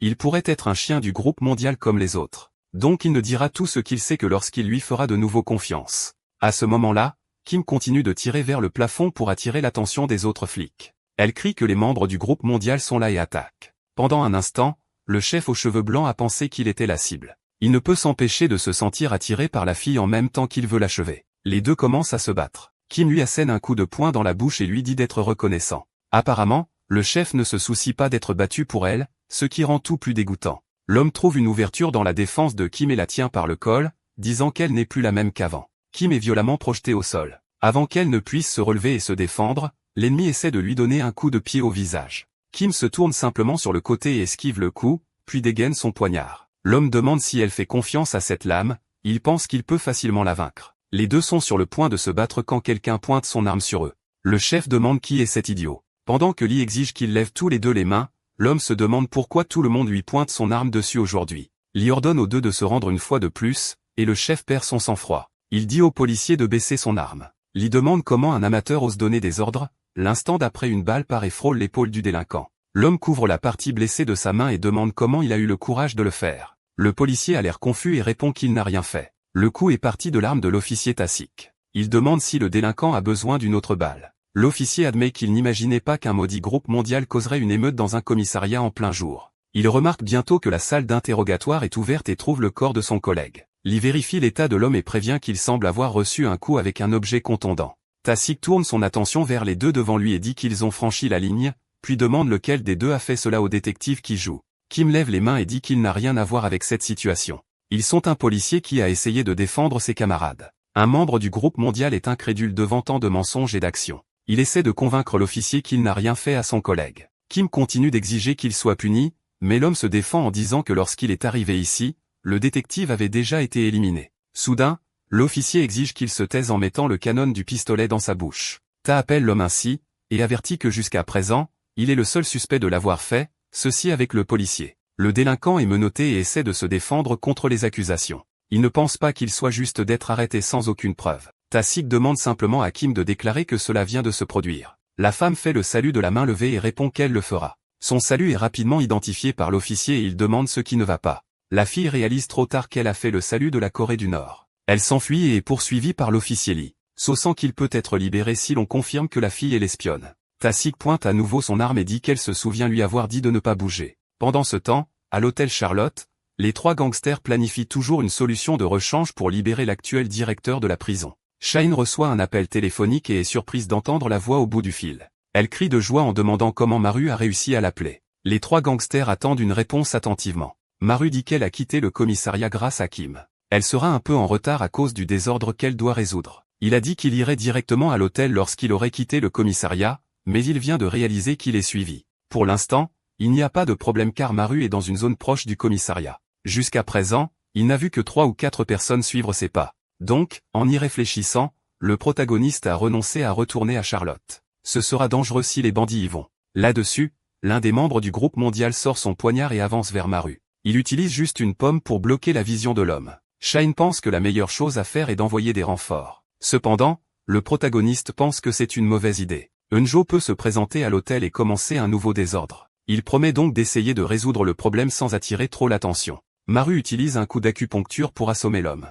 Ensuite, il met le corps dans une ruelle sombre. Maru sent que les choses peuvent empirer en quelques secondes puisqu'il est dans un endroit où il y a beaucoup de monde. Shine demande ce qu'elle doit faire et il répond qu'elle doit s'occuper des hommes inconscients. Après cela, un autre délinquant croise son chemin, mais reçoit un coup de lame avant même de prendre le poignard. Le protagoniste demande à Shine de préparer une voiture pour s'échapper dès que possible. La présidente accepte et l'appel se termine. Maru réalise que les bandits ne viennent pas tous en même temps, mais plutôt un par un, probablement parce qu'ils veulent un temps de jeu. Dans ce cas, ils préfèrent courir, afin que toutes les personnes cachées doivent bouger. Maru avait raison et les hommes agiles l'ont suivi. Un des bandits l'attendait caché dans une ruelle. Son attaque surprise n'a servi à rien. Le protagoniste a esquivé et contre-attaqué, puis a poussé le corps et a continué à courir. La poursuite est devenue plus féroce. Les hommes sont entrés dans la ruelle et ont été vaincus en moins d'une minute. Maru a quitté les lieux sans une égratignure. Puis une voiture s'est arrêtée et le chauffeur l'a appelé par son nom. Le protagoniste a supposé que c'était la voiture qu'il avait demandé à Shine et est rapidement monté dans le véhicule. Un peu impressionné par l'agilité de Charlotte, il appelle Shine et commande cela. Mais la femme crie que ce n'est pas la voiture de son équipe. En fait, le véhicule qui devait venir le chercher est parti quelques secondes auparavant de l'hôtel. Shine est inquiet et dit qu'il rappellera plus tard. Le garçon prend une profonde inspiration et regarde le chauffeur. Le sourire inquiétant sur son visage prouve qu'il est membre du groupe mondial. Soudain, l'homme freine et la voiture perd le contrôle. Pendant ce temps, au service des stupéfiants, Tassic se demande pourquoi Maru est impliqué dans tous les incidents. Il semble être une grande menace pour le groupe mondial. L'officier devient pensif. Les caméras de sécurité ont été éteintes et un policier a été assassiné au poste de police. Peut-être qu'il y a vraiment un espion au sein des forces de police, comme Maru l'a dit. Il a malheureusement dû libérer Seo de prison car il n'avait aucune preuve pour le garder. Tassic se convainc que la meilleure chose à faire à ce stade est de revenir à ses vieilles méthodes. La scène change pour montrer le protagoniste. Le chauffeur a accéléré la voiture en essayant de l'arrêter, il a débouclé sa ceinture de sécurité, mais cela n'a servi à rien. Maru a donné plusieurs coups de pied dans le volant pour que l'homme perde le contrôle. La voiture a fini par percuter un poteau en béton. Le protagoniste est sorti du véhicule un peu étourdi. Il réfléchit à ce qui vient de se passer. Il ne devrait pas connaître son itinéraire ou sa destination, mais il connaissait l'endroit exact et l'ont suivi. Cette voiture s'est arrêtée juste devant lui.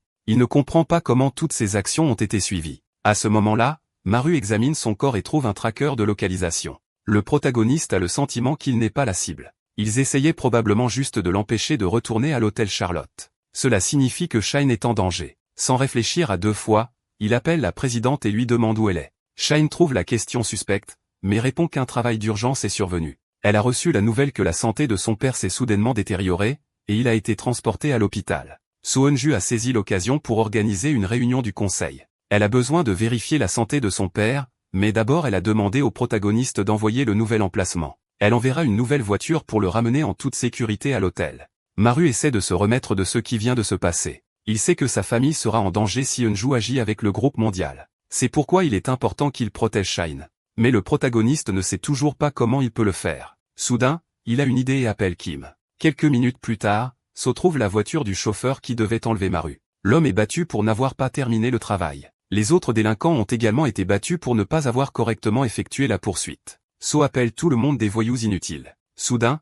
quelqu'un crie que le tracker de localisation fonctionne toujours, ce qui a impressionné le chef car il pensait qu'à ce moment-là, le protagoniste aurait déjà trouvé l'objet. J'utilise seulement son téléphone portable pour vérifier où il est en ce moment. Mais le mouvement du garçon est si agile que cela ne ressemble même pas à un humain. La vérité est que Maru a mis le tracker sur Kim et l'a forcé à sauter en parachute. Au début, la fille ne voulait pas le faire parce qu'elle avait le vertige. Alors le protagoniste a dit que Shine était maintenant en danger, et qu'il ne pouvait donner tout ce qu'il avait promis que lorsqu'elle serait en sécurité. Kim a reçu la tenue et le matériel de sécurité pour sauter. Elle s'est plainte du début à la fin qu'elle ne voulait pas sauter, mais elle a obéi parce que sa nourriture gratuite à l'hôtel était plus importante. La scène change pour montrer l'hôpital de la ville principale. Shine a rendu visite à son père après les dernières nouvelles. Elle trouve cela étrange car hier seulement, elle a reçu un rapport indiquant que l'homme allait bien. Le médecin a dit qu'il ne comprenait pas non plus la raison de sa détérioration. Shine demande si quelqu'un a rendu visite à son père pendant son absence. Le médecin se souvient que seule la vice-présidente Yoon-ju est entrée dans la chambre. La femme comprend que tout n'est que le plan de son frère. Il a convoqué une réunion du conseil sous prétexte que la santé de son père se détériore. Le chauffeur pense également que c'est le plan d'Eun-ju pour prendre le contrôle de tout,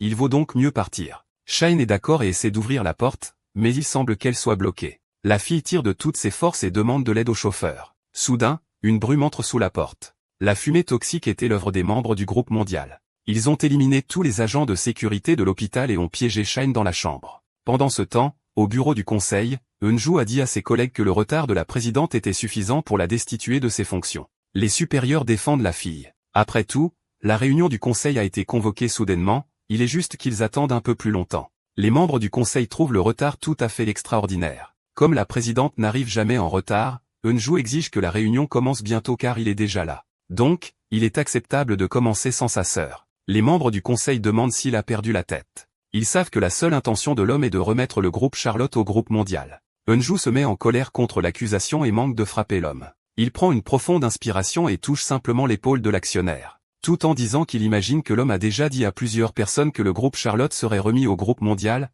Yeon-ju admet qu'il est un tricheur, mais il n'aime pas la façon dont la nouvelle se répand. De plus, il rappelle à tous que Shine s'est rendu aux funérailles de Hong, il devrait donc également se méfier d'elle. Eun-ju essaie de convaincre tout le monde qu'il est la meilleure option pour empêcher le groupe Charlotte d'être remis au groupe mondial. Ses tentatives sont vaines. Tous les actionnaires soutiennent Shine. Ils accusent Eun-ju d'essayer de détruire le groupe Charlotte simplement parce qu'il a été évincé de son poste. Shine est la véritable héritière. Eun-ju doit prendre conscience de la réalité. L'homme est agacé de ne pas avoir de soutien écrit pour que tout le monde se taise. Il était responsable de la hausse des actions du groupe pharmaceutique Charlotte. À son avis, Shine n'a absolument pas aidé. Elle travaille juste à l'hôtel et ne fait rien d'autre avant qu'Eun-ju ne poursuive sa présentation. La porte à côté de lui est détruite par un délinquant. L'homme tombe par terre inconscient à cause de l'impact. So fait irruption dans la pièce avec ses camarades et cherche Maru. L'emplacement du tracker indique qu'il est dans la pièce. Il n'y a que des personnes âgées dans l'endroit. So dit au serviteur de regarder à nouveau le tracker. L'homme montre que l'emplacement de la cible est bien là où il se trouve. Dans ce cas, So exige que l'endroit soit retourné. Il ne savait pas que l'emplacement était en fait dû à Kim, qui se retenait pour ne pas tomber hors du bâtiment. À ce moment-là, Eun-ju se plaint d'avoir été heurté par la porte, et il demande comment quelqu'un a eu le courage de faire cela au vice-président de Charlotte. So réalise qu'il a entendu un camarade et se souvient que Dane lui a demandé de prendre le contrôle du conseil d'administration, puis s'excuse de s'être interposé. Les membres du conseil sont choqués d'entendre cela et appellent Eun-ju un traître. L'homme se met en colère que Su révèle tout devant les anciens. Le délinquant admet avoir fait une erreur et dit qu'il va la résoudre. Il donne l'ordre aux voyous d'attraper les actionnaires. À ce moment-là à l'hôpital, la fumée fait perdre connaissance à tout le monde. Shine essaie de ne pas se rendre car elle sait qu'elle ne s'en sortira pas vivante si cela arrive, mais petit à petit sa vision devient floue. Soudain, quelqu'un apparaît devant elle et lui tend la main. En disant que rien n'est perdu, Maru est venue la chercher. Un peu plus tard, tout le monde a reçu des soins. Shine s'est rétablie en peu de temps, mais le médecin a dit que la situation de son père est pire qu'avant. La jeune fille n'imaginait pas que son frère ait essayé d'éliminer son propre père pour obtenir le poste de président. Elle pense que peut-être serait-il préférable qu'elle abandonne ce combat. Le protagoniste lui demande si elle va tout abandonner. Même le conseil d'administration, Shine l'assure qu'elle continuera à le protéger, lui et sa famille. Même si elle abandonne le groupe Charlotte, Maru touche doucement le visage de la femme et dit qu'elle a affronté le groupe mondial pour elle. Puis demande à Shine de ne pas abandonner. Le président se calme après ces paroles et décide d'aller au conseil. Mais d'abord, il pense qu'il vaut mieux qu'il change de vêtements. Les deux portent un costume noir de qualité. Shine dit que maintenant la réunion est terminée. Son objectif est alors de préparer la prochaine assemblée générale des actionnaires. Assemblée générale des actionnaires. Le protagoniste pense qu'il devrait quand même aller au conseil. La scène change pour la salle du conseil. Les anciens ont été attaqués et ont perdu connaissance. Eunju vérifie si l'actionnaire principal est toujours en vie. Il n'est pas sûr et se plaint que le groupe mondial a frappé trop fort. So ne se soucie pas des paroles de l'homme et demande si Maru a déjà été retrouvé. Les bandits cherchent toujours le boucher. Eunju craint que le blâme pour l'incident ne retombe sur lui. Mais le vice-président a bientôt une idée et dit qu'il veut parler à So. Le délinquant ne fait pas beaucoup attention. Donc Eunju s'interroge sur ce que Dane pensera faire lorsqu'il découvrira qu'il a tout ruiné. So n'aime pas la menace du vice-président, mais Eunju dit qu'il veut en fait faire une offre. Il sait que le délinquant déteste Kijong et dit qu'il peut aider à le vaincre. Cela ne devrait pas être difficile pour le président de Charlotte de faire cela. So comprend qu'il devra d'abord faire d'Eunju le président pour obtenir cette aide. Quoi qu'il en soit, il est d'accord, et les deux se serrent la main pour sceller l'accord. So demande ce qu'il doit faire pour l'aider. Eunju dit qu'il devrait achever les administrateurs. Le délinquant travaille rapidement et pousse un actionnaire par la fenêtre. Kim voit la terrible scène. Elle se demande quel enfer se déroule à l'intérieur du bâtiment. Eunju a rassemblé les administrateurs vivants et a promis qu'il ne leur ferait pas de mal. Il affiche une procuration pour l'assemblée générale des actionnaires. Puis il dit que tout ce qu'il a à faire est que les administrateurs le soutiennent dans ses actions.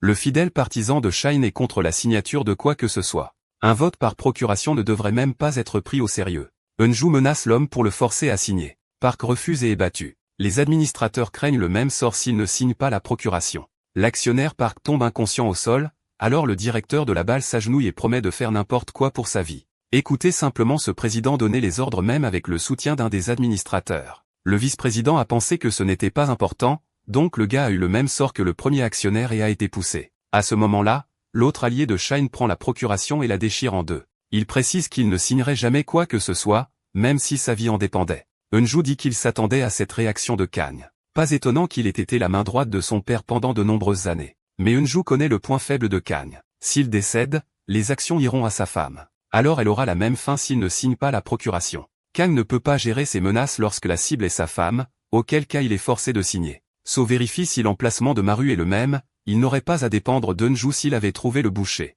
L'homme suppose que le tracker est cassé et accepte d'avoir perdu le garçon.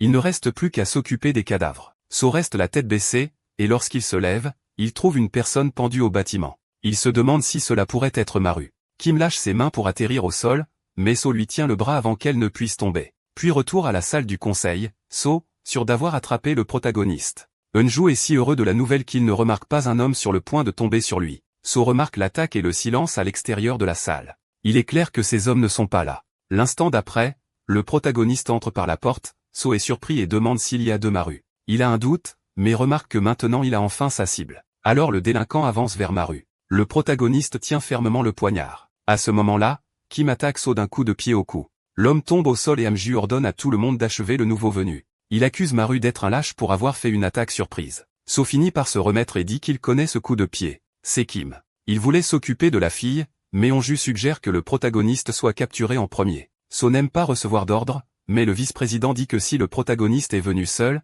cela signifie que sa sœur et son père ne sont pas en vie. Un sourire est apparu sur son visage, et il a dit que tout ce qu'il devait faire maintenant était de s'occuper de Maru. Soudain, une voix féminine dit qu'Eunju est très arrogant. Shine s'approche de son frère et dit qu'il restera en vie tant qu'il sera en vie. Eunju regrette que sa chance de se débarrasser des deux propriétaires de Charlotte d'un seul coup n'ait pas fonctionné. Les administrateurs sont heureux de voir que la fille va bien, mais maintenant ils s'inquiètent de l'état de son père. Eunjiwo fait aussi semblant de s'inquiéter. Shine lui gifle le visage parce qu'elle sait que tout est un acte. Depuis que son propre frère a essayé d'éliminer son père, elle trouve la deuxième procuration sur la table et demande comment Eunjo a osé utiliser son père pour quelque chose comme ça. Ce n'est pas une attitude humaine. Le frère rit et l'appelle une idiote. Les signatures qu'il a obtenues suffisent à vaincre les actionnaires. Alors il sera le prochain président. La femme vient de déchirer le papier comme si de rien n'était. Avec satisfaction dans les yeux, elle demande si l'homme fait campagne avec un morceau de papier qui n'a même pas encore été enregistré légalement. Il semble que le vice-président soit plus stupide qu'elle ne le pensait.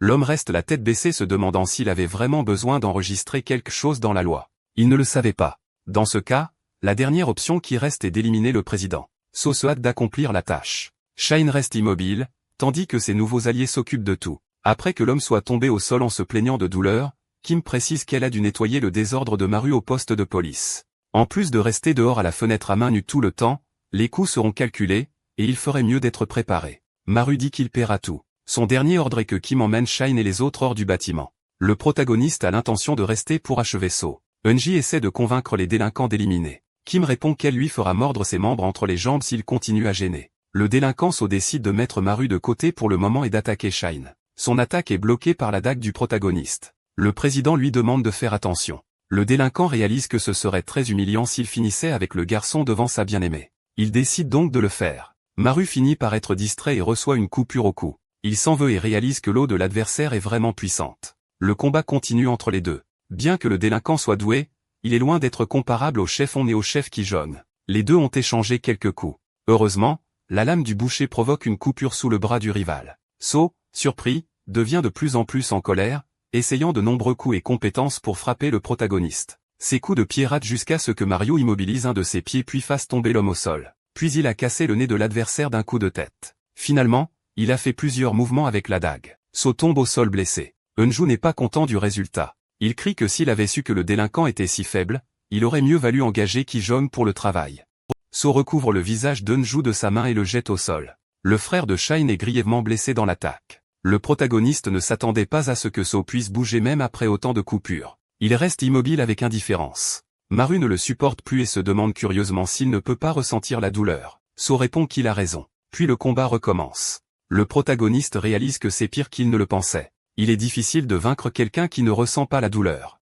La solution sera de viser ses artères. So est surpris par l'attaque, mais dit qu'il n'est pas le premier à penser à quelque chose comme ça. À ce moment-là, la dague du délinquant casse le couteau du protagoniste. Il commente qu'il pensait que le tueur de On était habile, mais il s'est trompé. Après ces mots, il attrape le protagoniste par le torse et le jette contre le mur en béton. So veut terminer cela le plus tôt possible car il a l'intention d'achever Kim. Puis il prépare la dernière attaque. Pendant ce temps, devant le bâtiment du conseil, le chef de la sécurité de l'hôtel Charlotte attend Shine. B dit qu'il s'est occupé des personnes à cet étage et a appelé l'hélicoptère. Shine dit qu'il attendra Maru. Ils partiront ensemble. B précise que la sécurité du président est la priorité. Maru lui a demandé de s'occuper de tout. C'est pourquoi Shine doit partir en premier. Kim rassure la situation en disant que son camarade boucher est le genre de démon qui revient même de l'enfer. Il n'y a aucune raison de s'inquiéter. Shine répond que ça va et demande à B d'emmener le garçon en sécurité. Au même moment, dans la salle du conseil, le protagoniste a réussi à arrêter l'attaque mortelle avec un morceau de bois qu'il a trouvé par terre. Il comprend que l'ennemi est toujours un humain, même s'il ne ressent pas la douleur. Il n'est pas si différent d'un porc. Les porcs ont une épaisse couche de graisse et ne tombent pas si facilement, à moins que l'on attaque ses points vitaux. Le protagoniste utilise la même technique sur ce type, un coup de pied précis à son menton. Puis il prend le maillet en bois normalement utilisé par un juge et frappe le visage de l'ennemi. Cela devrait suffire pour achever Su, mais l'homme semble avoir un corps d'acier et ne s'arrêtera pas avant d'être assommé. Le protagoniste avait l'habitude de traiter avec des porcs violents, et il pense que le délinquant correspond bien à cette position. En y réfléchissant, la prochaine étape consiste à immobiliser peu à peu ses mouvements. Puis l'attaque est dirigée vers la main du gangster. Le bruit de l'os cassé est entendu par les deux hommes. Malgré cela, le costume continue d'attaquer, Mario lui casse ensuite la cheville avec le même marteau. Le fou devient de plus en plus excité et dit qu'il ne peut pas être vaincu avec sa seule. Le protagoniste sait qu'il a raison, et une autre idée lui vient à l'esprit. Il touche la poitrine du rival et effectue la technique Kijong. Le coup se dirige directement vers les entrailles du récepteur, donc le protagoniste est sûr que cette fois la victoire est la sienne. À ce moment-là, Su tourne en l'air et tombe au sol, apparemment vaincu. Maru soupire de soulagement. Cette technique a aussi un lourd tribut sur son corps. Soudain, il entend Su chuchoter. Le protagoniste n'arrive pas à croire qu'il a enduré ça. Le délinquant se lève avec un sourire effrayant, et dit qu'il va tester la même technique sur lui. Mais avant qu'il ne fasse un autre pas, So crache du liquide rouge et tombe au sol immobile. La technique a pris du temps, mais heureusement elle a fait effet. À ce moment-là, B entre dans la pièce, tout blessé. Il dit que Maru doit sortir d'ici immédiatement. Il est clair que l'homme a rencontré des ennemis en chemin. B l'informe que les forces du groupe mondial sont dehors. Pendant ce temps, à l'hôtel Charlotte à Busan, Shine quitte l'hélicoptère et appelle Dane. Elle demande si la femme veut vraiment commencer une bataille. Shine comprend que le groupe mondial agit de cette façon parce que le président est absent. Mais ce que le groupe a fait aujourd'hui a franchi la ligne en attaquant directement son siège. Certains cadres de Charlotte ont été éliminés en public. Il ne fait aucun doute que les ordres venaient de Dane, donc Shine exige qu'elle assume ses responsabilités. Dane répond seulement que le nettoyage commencera bientôt, et ce n'est pas seulement le groupe Charlotte qui est en difficulté. Pendant que B et Maru tentent de quitter le bâtiment du conseil, les membres du groupe mondial attendent la permission d'entrer à l'hôtel Charlotte. De toute évidence, les cibles principales sont les membres de la famille du protagoniste. Le responsable de la sécurité mondiale nommé Lee est le commandant de l'attaque. Il autorise les hommes à entrer pour éliminer tous les locataires. Les bandits obéissent, mais il devient vite clair qu'il n'y a personne à l'hôtel. Lee dit que ça pourrait être une embuscade. Il vaut donc mieux vérifier toutes les chambres. Les hommes envahissent partout et il n'y a personne.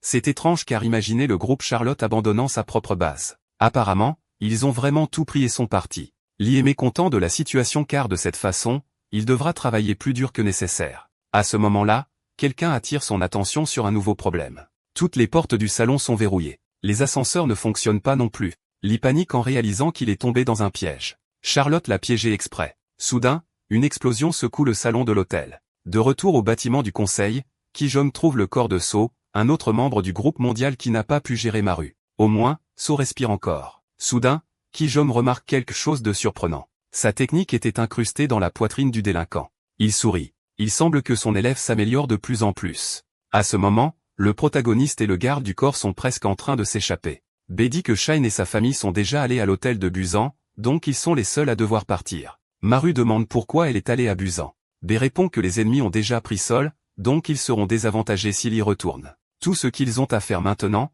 c'est de franchir la porte. La scène change pour l'hôtel Charlotte situé à Busan. Shine demande comment va l'hôtel à Séoul. Elle reçoit l'information que la bombe a déjà été activée, et le groupe mondial sera tenu responsable de l'acte. Le garde de sécurité a ajouté que les Japonais sont en route, mais qu'ils mettront peut-être un certain temps à arriver. Shine dit que la situation est désespérée, donc elle espère qu'ils prendront le dessus à un moment donné. Soudain, une fille saute dans ses bras. Shine est effrayée par Naru et demande ce qu'elle pense de l'hôtel de Busan.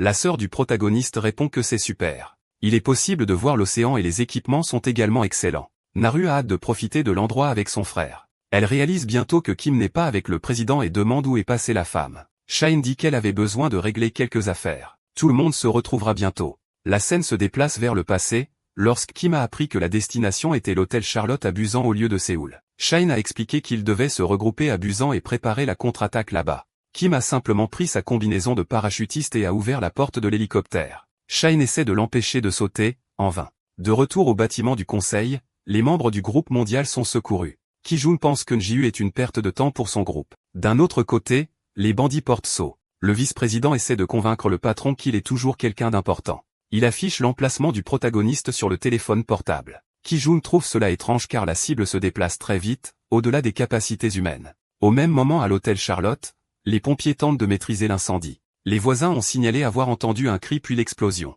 Il est probable qu'il n'y ait personne de vivant. Lee quitte l'endroit indemne de façon surprenante. Le pompier dit à l'homme d'aller à l'hôpital, le délinquant le repousse simplement. Soudain, son téléphone sonne, un appel de Ki-joang. Lee esquisse un faux sourire en parlant à son supérieur et le prévient que l'endroit était un piège. Il y a eu une explosion peu de temps après leur entrée. Ki-joang l'interrompt pour dire qu'il a l'emplacement du boucher. Donc Lee doit y aller avec les renforts. Le bandit devient fou lorsqu'il reçoit le nouvel ordre. Il se souvient qu'il vient de dire qu'il a été presque éliminé, mais Ki-jong a déjà décroché un autre travail sans penser à son état.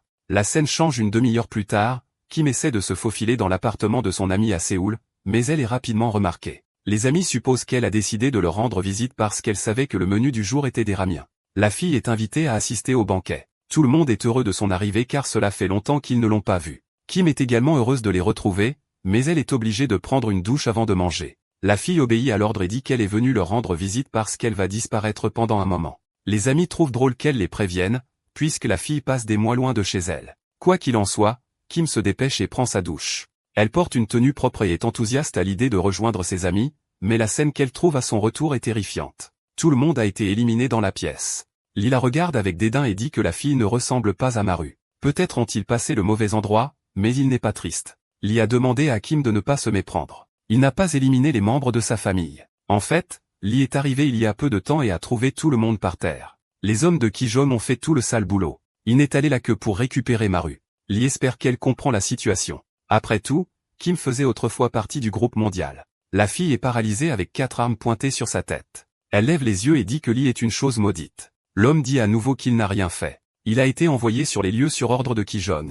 La cible était juste Maru. Lee ne s'attendait pas à la trouver, il suggère donc de mettre fin à la conversation sans regret. Il est trop tard pour que l'homme demande quelque chose comme ça. Kim prend rapidement l'arme qu'elle avait cachée et frappe les 2 hommes qui l'entourent. Après avoir éliminé les 2 autres restants, Lee la regarde simplement les bras levés. Il explique qu'il n'était vraiment pas impliqué dans l'événement. Kim passe froidement à côté de lui et prend la nourriture que la famille a préparée. Elle mange en silence devant le scénario d'horreur. La nourriture prend fin en quelques secondes et il ne reste plus qu'une cigarette au fond du pot. Lee tremble de peur en demandant si c'était bon. Kim recharge le pistolet et le pointe sur lui. Des larmes coulent de ses yeux. Puis elle dit qu'elle n'a jamais rien goûté d'aussi bon que ces ramions. Des souvenirs du passé envahissent son esprit. Un jour, Kim a été poursuivie par un groupe rival. Elle a réussi à s'échapper avec de nombreuses blessures, mais elle n'a pas marché longtemps. La fille est tombée par terre au milieu de la pluie et de la nuit noire, sa conscience a progressivement disparu. 20 heures plus tard, Kim a dormi dans un endroit inconnu avec des personnes qu'elle n'avait jamais vues. Tout le monde la regardait avec inquiétude,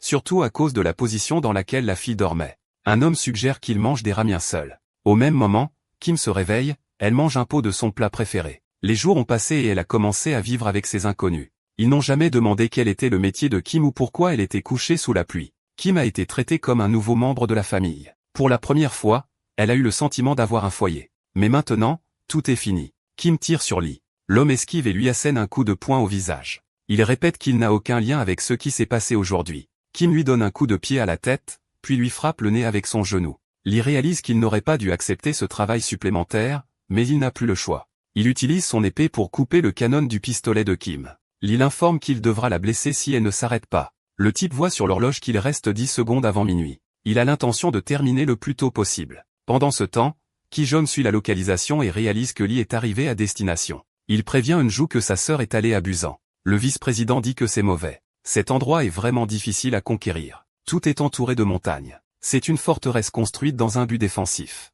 Ki-jeon répond que c'est en fait très bien. Cela signifie qu'une fois qu'elle sera entrée dans cet endroit, elle n'aura plus aucun moyen de sortir. L'homme avait un plan en tête et a mobilisé plusieurs hommes pour la prochaine attaque. Au même moment, Kim et Lee se battent intensément. Le duel ne devrait pas durer plus de 10 secondes. Les deux échangent des coups de poing. Finalement, Lee récupère quelques vêtements de la fille. Les 10 secondes arrivent à leur terme et Kim essaie de reprendre son souffle. L'homme dit qu'il doit mettre fin à ça bientôt. Il n'est pas disposé à la laisser partir, mais Kim casse la vitre derrière elle avec son corps et dit qu'elle le reverra dans le futur, puis tire sur la conduite de gaz derrière l'homme et l'appartement explose. Ki-jeon et Eunju garent la voiture en voyant l'incendie. Le vice-président pense que c'est l'œuvre de Lee. Mais Ki-jeon ne pense pas que l'homme aurait utilisé cette méthode désordonnée. Alors que les voisins se rassemblent pour voir ce qui s'est passé, Ki-jeon remarque une silhouette familière. Ces hommes poursuivent Kim. Elle trouve la seule boutique ouverte et entre. Les vétérinaires la regardent avec surprise. Kim met son doigt dans sa bouche. C'est le signal pour qu'il reste silencieux. 5 minutes plus tard, Ki-jeon suit le liquide rouge laissé sur le sol et arrive au magasin. Il entre et demande si une femme blessée est entrée dans les lieux. Le vétérinaire confirme que oui, mais qu'elle n'a demandé qu'un bandage pour sa blessure et est partie. Ki-jeon trouve cela étrange car il a surveillé l'entrée principale tout le temps et n'a pas vu Kim partir. Il se souvient rapidement de la voiture bleue et crie aux hommes de se dépêcher. Kim a été sauvée par le protagoniste Bae. Maru pensait qu'elle était en train de boire avec Shine.